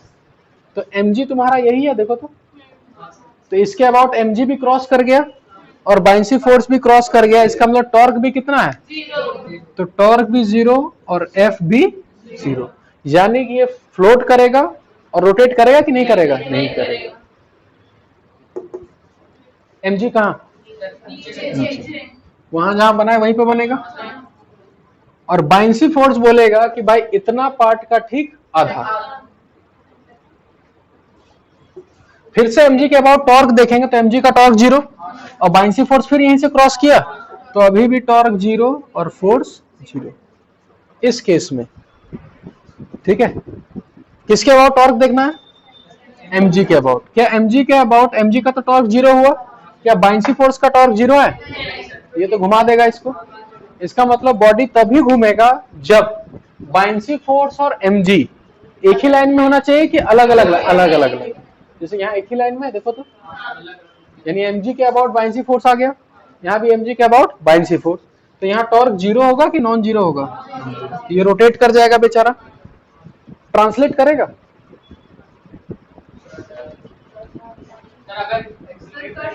कर भी सकता है, नहीं भी कर सकता है, क्योंकि अगर फ्लोट कर रहा होगा तो नेट फोर्स जीरो, सिंक करेगा तभी एक्सेलरेट करेगा। यानी अगर टॉर्क कभी भी देखोगे तो हमेशा टॉर्क किसके अबाउट देखना है? हिंज होगा तो हिंज के अबाउट और सेंटर ऑफ मास। यहां तक समझ में आया? चलो इसके थोड़ा और आगे चलते हैं। मान के चलो कि इस पेन को जब हम ऐसे रखे थे तब तो ये बेचारा रुका हुआ था, हल्का सा पेन को डिस्टर्ब कर दिए, ऐसे मार के डिस्टर्ब कर दी, तो डिस्टर्ब करने के बाद ये पेन कुछ ऐसा हो जाएगा। तो इसका मतलब mg इधर हो गया और बाइंसी फोर्स इधर हो गया, यानी हल्का सा डिस्टर्ब मारने के बाद टॉर्क हमेशा किसके अबाउट देखना है? mg के अबाउट। तो mg के अबाउट कुछ ऐसा टॉर्क आ गया, देखो तो यानी इस पेन को वापस नीचे लाएगा कि पूरा पलट देगा? पलट देगा। ठीक है। इस केस में हल्का सा अगर डिस्टर्ब करें हम तो mg तो नीचे लगेगा, बाइंसी फोर्स ऊपर लगेगा। तो इस पॉइंट के अबाउट बाइंसी फोर्स वापस से पेन को सीधा कर देगा कि पूरा घुमा देगा? अगर mg के अबाउट देखा जाए तो mg का टॉर्क 0 है, तो इसको वापस सीधा करेगा। इसका मतलब दोनों में क्या डिफरेंस है कि अगर ये हल्का सा डिस्टर्ब हुआ तो ये पूरा घूम जाएगा, और ये हल्का सा डिस्टर्ब हुआ तो वापस अपने जगह में आ जाएगा। इसमें से स्टेबल कौन है? ये वाला। तो इसको बोलते हैं स्टेबल इक्विलिब्रियम। याद है, सब पढ़ाए होंगे थोड़ा। और इसको कौन सा इक्विलिब्रियम बोलेंगे? अनस्टेबल। तो अगर तुमसे कोई पूछे कि अगर तुमको कोई चीज स्टेबल बनाना है फ्लूइड में रखने के लिए, तो स्टेबल कब होगा? उसका सेंटर ऑफ मास बाइंसी फोर्स के ऊपर होना चाहिए कि नीचे होना चाहिए? नीचे। और यहां पर देखो mg किधर है? बाइंसी फोर्स के ऊपर। तो शिप अगर हम बनाना चाहते हैं बढ़िया शिप कि भाई पलटे वलटे ना, तो हम स्टेबल बनाए कि अनस्टेबल बनाए? स्टेबल। तो शिप को अगर हमको स्टेबल बनाना है तो शिप का जो सेंटर ऑफ मास होगा और उस शिप में बाइंसी फोर्स भी होगा, तो हम क्या चाहेंगे? कौन सा नीचे हो? mg। तो उसका हम सेंटर ऑफ मास नीचे करना चाहते हैं। तो एक शिप का इंजन भी होता है, इंजन सबसे भारी होता है। तो इंजन को हमेशा कहां बनाया जाता है? नीचे। टाइटैनिक में इंजन कहां था? सबसे ऊपर था कि सबसे नीचे था? देखे ही नहीं मूवी। सबसे पानी घुसा कहां था? सबसे पहले पानी एंटर कहां हुआ था? सबसे पहले कहां का दरवाजा बंद किया गया था? ऊपर का कि नीचे का? नीचे का। तो सबसे पहले पानी कहां घुसा था? नीचे। और इंजन कहां था? छोड़ो कहां था वो हटाओ। कभी भी तुम जिंदगी में शिप बनाओगे तो इंजन हमेशा कहां बनाओगे? नीचे। क्योंकि इंजन हमेशा नीचे बनाने से सेंटर ऑफ मास नीचे। तो देखते होगे मूवीज वगैरह में या वीडियोस में कि अगर बहुत सारा वेव आता है समुद्र में तो देखना ये पूरा टेढ़ा भी हो जाता है लेकिन वापस सीधा होता है। तो उसका लॉजिक यही है, तुम जितना सेंटर ऑफ मास नीचे करोगे तुम्हारा शिप उतना ज्यादा स्टेबल होगा। समझ में आया? इसको बढ़िया से उतारो, एज ए थ्योरी पार्ट है ये। कोई अगर पूछे कि स्टेबल कब होता है अनस्टेबल कब होता है तो सीधा उसको बताना कि स्टेबल करने के लिए कौन नीचे कौन ऊपर? mg नीचे, बाइंसी फोर्स ऊपर। अनस्टेबल में उल्टा कर देना उसको।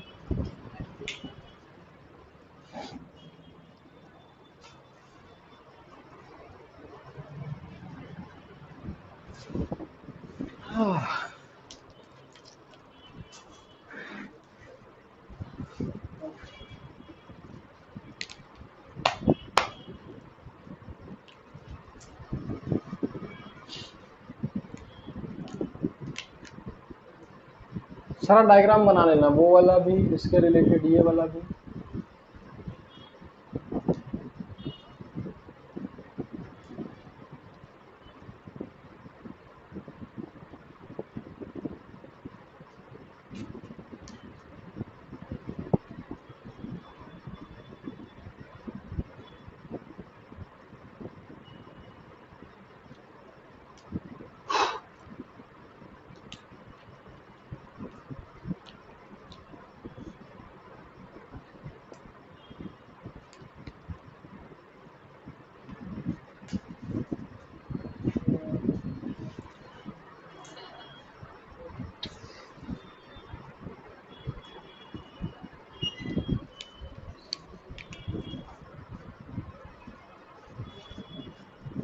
आज और क्लास नहीं था कि सब जगह छुट्टी ही था?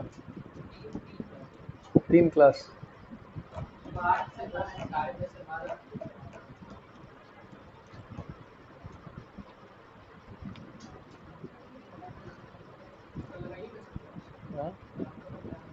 किसका? हाँ लगवाएंगे।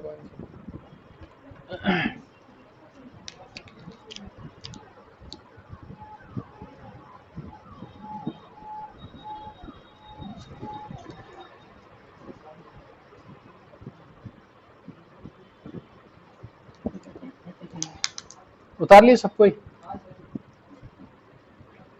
अच्छा, इस पेन को अगर हम पानी में ऐसे हॉरिजॉन्टल रख के छोड़ देते, इस तरफ आयरन इस तरफ वुड, आराम से बताना, सोच के, जल्दबाजी नहीं।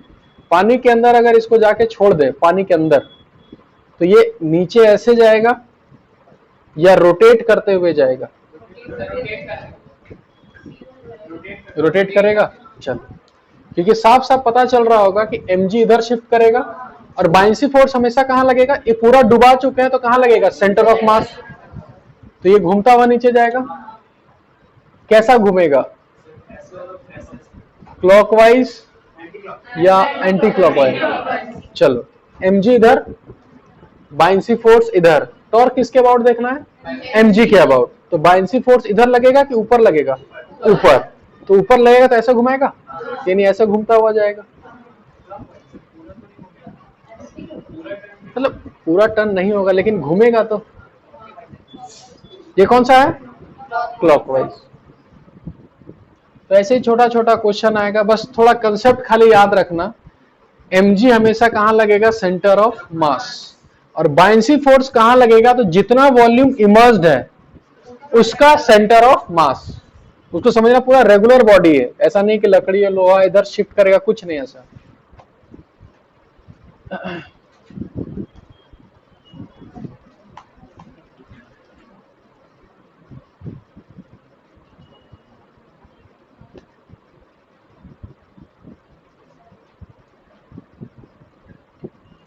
उतार लिए यहां तक?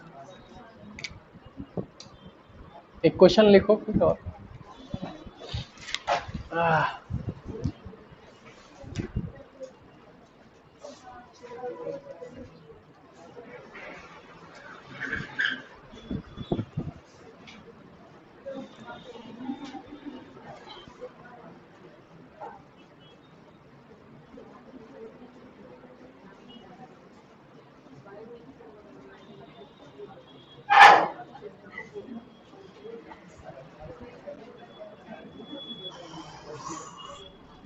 एचसी वर्मा रखते हो कोई? अभी नहीं है। दो।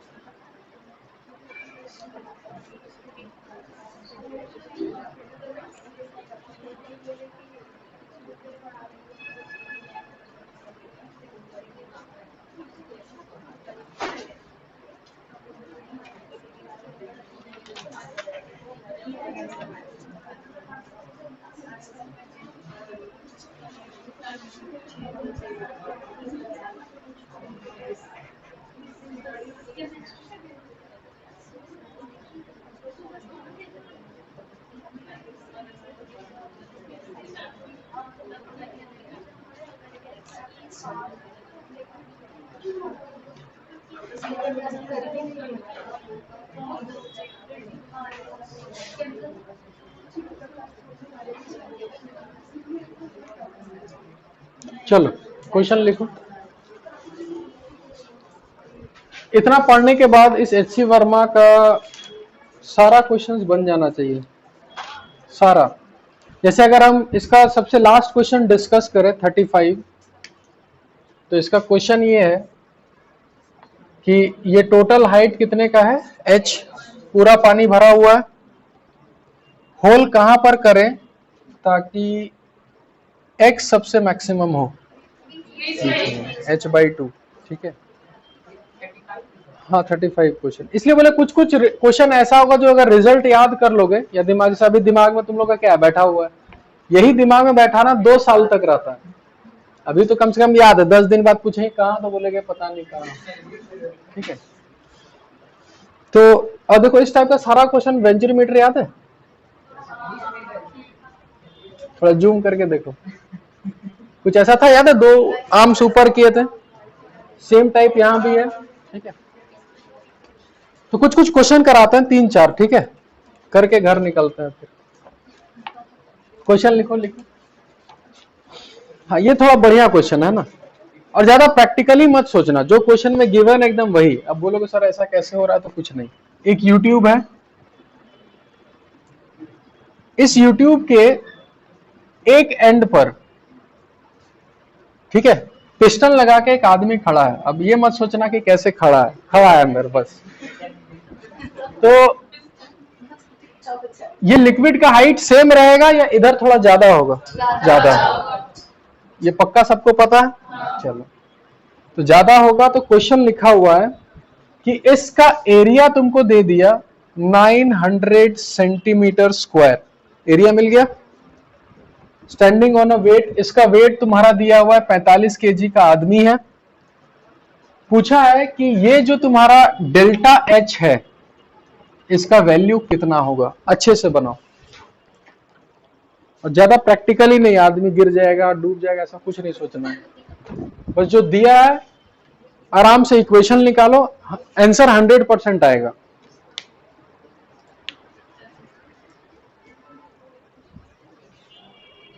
डेंसिटी का वैल्यू पता ही होगा, वाटर ही है ना शायद, स्टैंडिंग ऑन द वाटर ही है, तो वाटर का रो पता ही होगा। चलो बनाओ अच्छे से।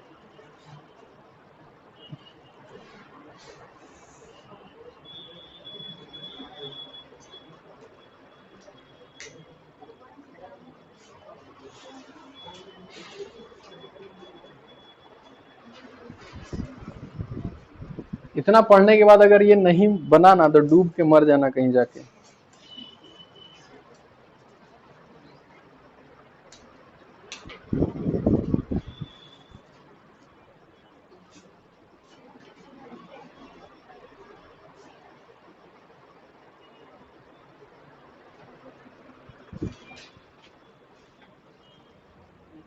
एटमॉस्फेरिक प्रेशर का वैल्यू भी बता देते हैं, 10⁵ और कुछ चाहिए होगा बीच में तो पूछ लेना।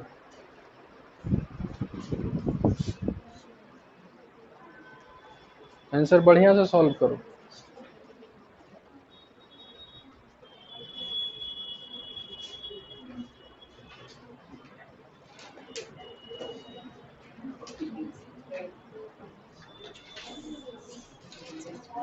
हाँ बस पेज पलटते रहो पीछे तुम लोग।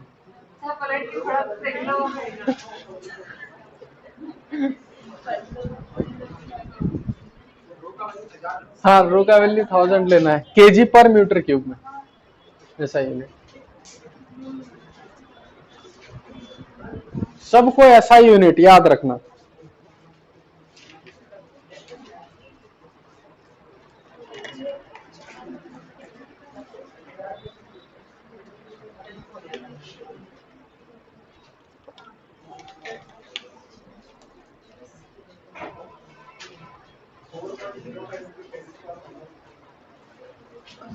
कुछ आया ना? 3 का कितना?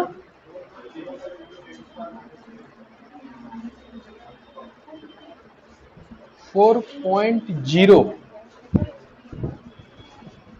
आसपास है आंसर, पर सही नहीं है आंसर, एकदम एक्यूरेट दिया हुआ। तो 5 1 0 छूट रहा है तुम्हारा, आंसर 50 सेंटीमीटर है।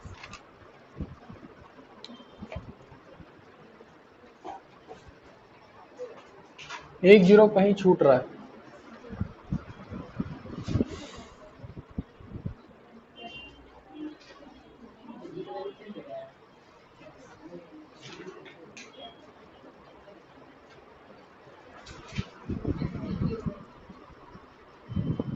वाह, यहाँ बर्नौली लगेगा। वही तो मैं सोची।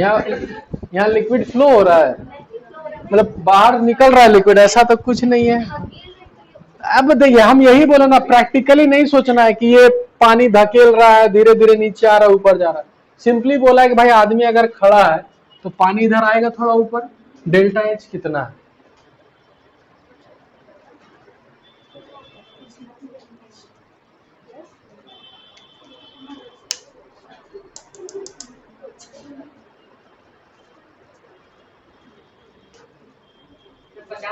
हाँ 50 सेंटीमीटर।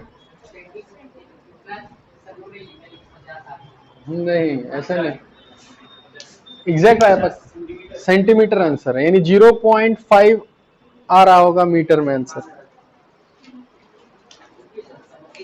इतना टफ कहाँ जी तुम लोग टाइम लग रहा है। एक मिनट, इधर इधर इधर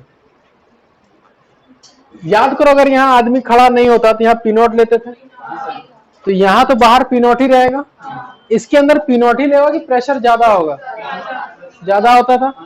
तो अगर फोर्स लगाते थे तो F/A करते थे, और यहाँ पर अगर 45 kg रख दिए हैं तो फोर्स तुम्हारा 450 न्यूटन हो जाएगा। तो अंदर जो तुम्हारा प्रेशर होगा वो P0 प्लस F/A, और ये फोर्स 450 हो जाएगा अगर 45 kg है तो। उसके नीचे चले जाते हैं, प्लस रो जी H1, यहां पहुंच गए। ऊपर चले जाते हैं माइनस रो जी H2, वापस कहां पहुंच गए, कैंसिल हो गया। इसका मतलब F/A इज इक्वल टू, सबको उधर भेज देते हैं, रो जी H2 माइनस H1, तो इसी को डेल्टा H बोल रहे हैं।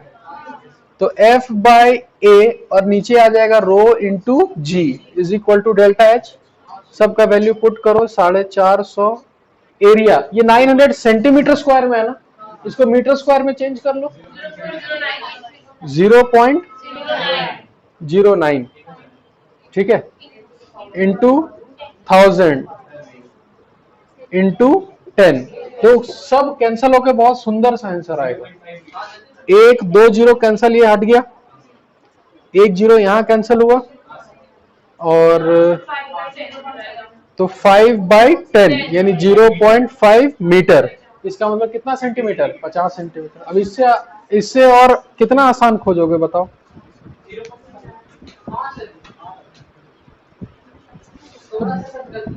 वही चीज तो है, क्वेश्चन टफ नहीं है जी। हम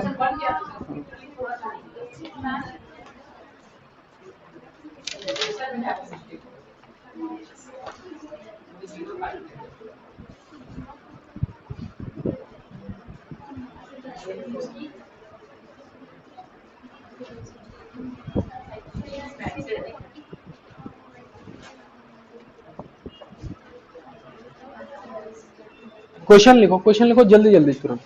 ये समझ में आया। अब एक चीज बताओ, तो इसमें क्या नहीं बताया गया था, इसमें सब कुछ बताया गया था। तो फिर वही चीज बोले, थोड़ा सा लॉजिक तो लगाना होगा। इजी था ना।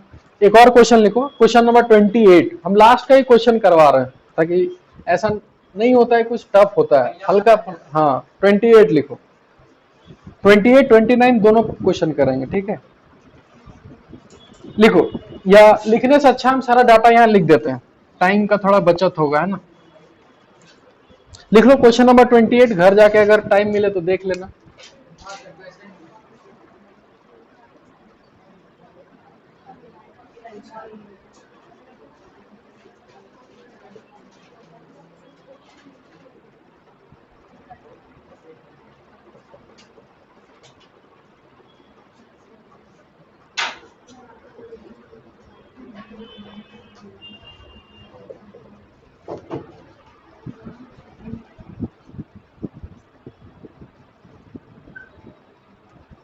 एक खाली लाइन लिखो, ये हम समझाएंगे नहीं, तुमको समझना है।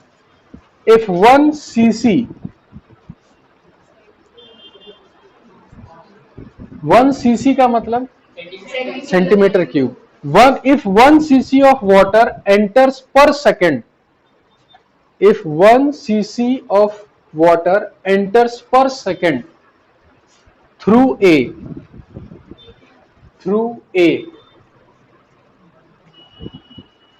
find the speed of water at A, find the speed of water at A, ठीक है। find the pressure difference, find the pressure difference PA minus PB, find the pressure difference PA minus PB। Try करिए question को।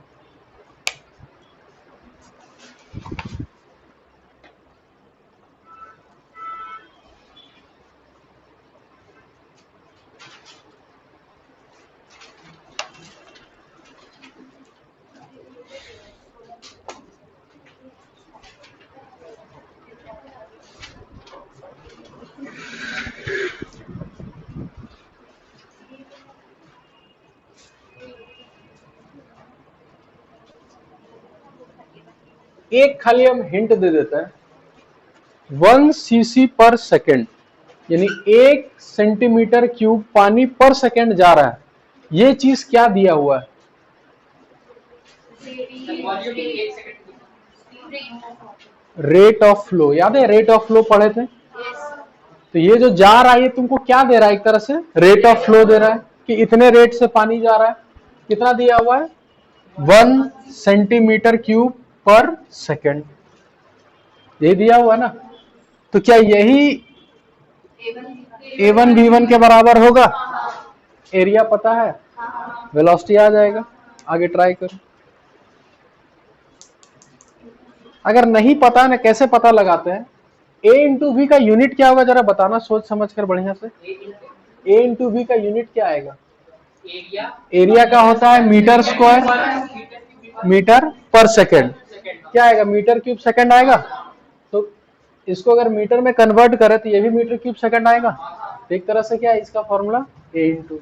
चलो आगे बढ़ो, कोई बात नहीं, सब कुछ निकाल के बताओ बढ़िया से, और कैलकुलेशन थोड़ा बढ़िया से करना, और घर जाके आज देख लेना कितना मीटर, कितना सेंटीमीटर, कितना मिलीमीटर।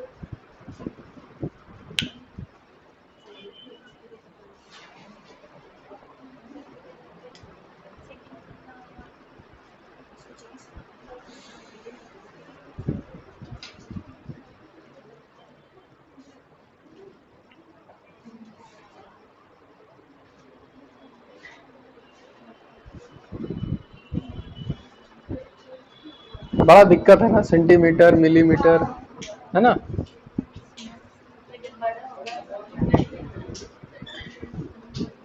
चलो इधर देखो, बनाओगे? बनाओ।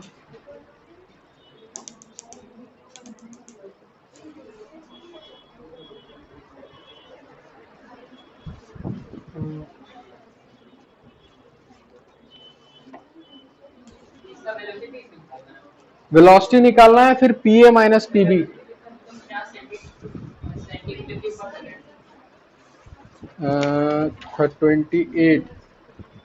28 का कितना आया? सेंटीमीटर क्यूब पर सेकेंड। क्या बोल रहा है?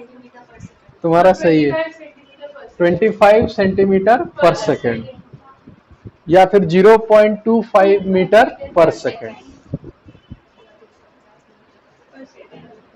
अब अगर देखो इधर देखो, सब बता देते हैं। यहां से V1 आ गया, हमको PA माइनस PB निकाला, और यहाँ लिक्विड बकायदा फ्लो हो रहा है। तो तुम्हारे पास दो इक्वेशन ही मदद करेगा, इक्वेशन ऑफ कंटिन्यूटी और बर्नौली।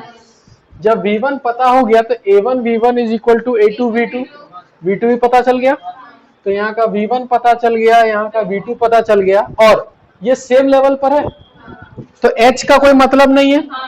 तो क्या बर्नौली लगा के PA माइनस PB निकाल सकते हैं? क्वेश्चन खत्म हो गया। बस क्वेश्चन ऐसा ही रहेगा, बस थोड़ा थोड़ा सा दिमाग लगाना है, हो जाएगा। क्वेश्चन लिखो, और एक इसको छोड़, कॉम्प्लेक्स का नाम हमको नहीं पता। अपना दुकान है ना, उसके जस्ट थोड़ा आगे आइए। तुम्हारा दुकान है? कहाँ है? कहाँ? खुला नहीं है, ठीक, डिस्काउंट मिलेगा ना? चलो ठीक, एक और क्वेश्चन लिखो। लिखो, a solid sphere of radius 5 centimetre. एक मिनट, इसकी आसान है थोड़ा, इसको काटो। लिखो, अ hollow spherical body of inner and outer radius.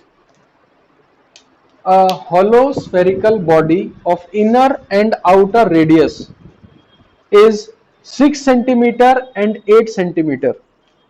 ठीक है, इसका मतलब ये पूरा सॉलिड है या अंदर खोखला है? खोखला है, ठीक है। Floats half submerged in water, तो ये पूरा डूब गया है कि आधा डूबा है? आधा डूबा है, और फ्लोट कर रहा है, लिख दिया है, तो net force 0।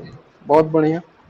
Find the density of the material, find the density of the material of the sphere, find the density of the material of the sphere. चलो आज का लास्ट क्वेश्चन, इसको रखो, अच्छे से बनाओ ये वाला।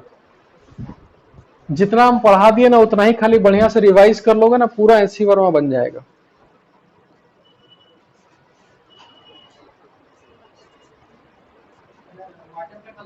हाँ वाटर का 1000 ही लेना है।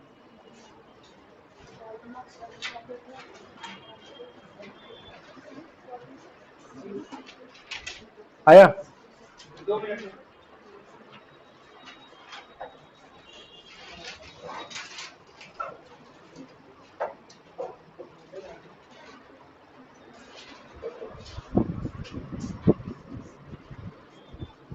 पीछे मत पलटो, जो भी आता है लिखो, पीछे पलटो के दिमाग काम नहीं करेगा, खाली फॉर्मूला काम करेगा। पीछे मत पलटो, जो समझ में आए बनाओ। हाँ 64 8 हमको क्या,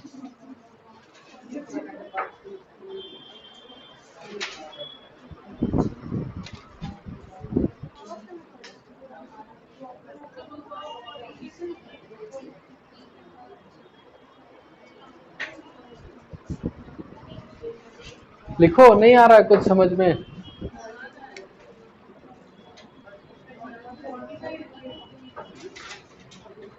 याद रखना सब सेंटीमीटर में है, तो सबको किस में कन्वर्ट करना है? मीटर में।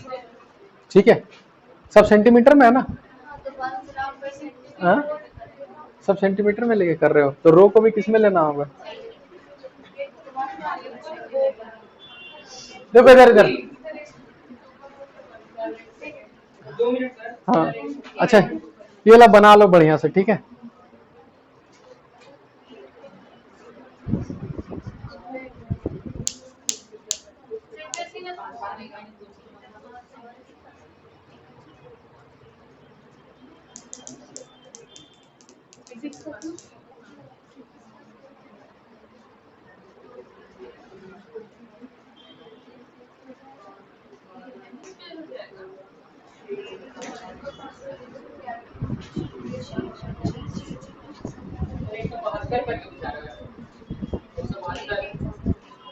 देखते हैं, पता नहीं, आइडिया है इस बात की।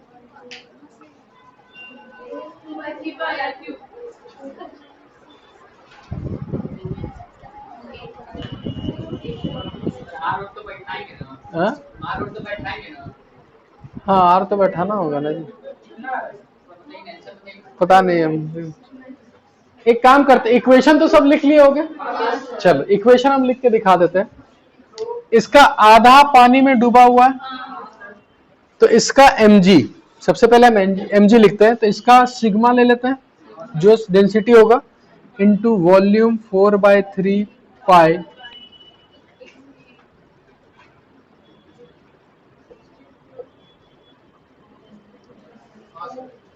इंटू जी। हम सब मीटर में लेके चलते हैं, कभी गलती होता ही नहीं है। Sigma 4/3 pi capital R cube minus small are cube into g, ये हो गया इसका mg।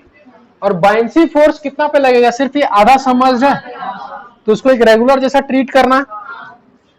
तो रो वॉल्यूम हो जाएगा 2/3 पाई, रेडियस क्या लोगे? 0.08, बाहर का रेडियस, इंटू, बस इसको सॉल्व कर लेना, तो यहां से क्या आ जाएगा? सिग्मा आ जाएगा। रो का वैल्यू कितना पुट कर देना है? ये तो पूरा सॉल्व कर दिया। ये जी और जी क्या हो जाएगा? कैंसिल। 512/296 रहेगा, ऐसा ही आएगा सर। इसका आंसर 1729 देख लेना एक बार, हम देखे नहीं उसमें आंसर कितना। बस तो ठीक, समझ में आया ये चीज, इसलिए बोले कि जितना हम करवा दिए खाली एक बार रिवाइज कर लेना, क्वेश्चन सारा बन जाएगा। और अगर इस लेवल तक का बना रहे हो नीट वाले लोग के लिए, तो थोड़ा उसका जर्नी आसान रहेगा। और ट्राई करना, बार बार तुम लोग को बोल रहा है, पर तुम लोग को पता नहीं क्या हो रहा है। प्रीवियस ईयर्स बनाओ, हम बार बार बना, फायदा है ना इतना पढ़ने का। जब इतना पढ़ लोगे तो तुम नीट का क्वेश्चन उठा के देखना एकदम बच्चा टाइप वाला लगेगा। ठीक है, इसलिए ट्राई करो बढ़िया से, कॉन्फिडेंस बढ़ जाएगा बहुत ज्यादा। कुछ नहीं मिल रहा है।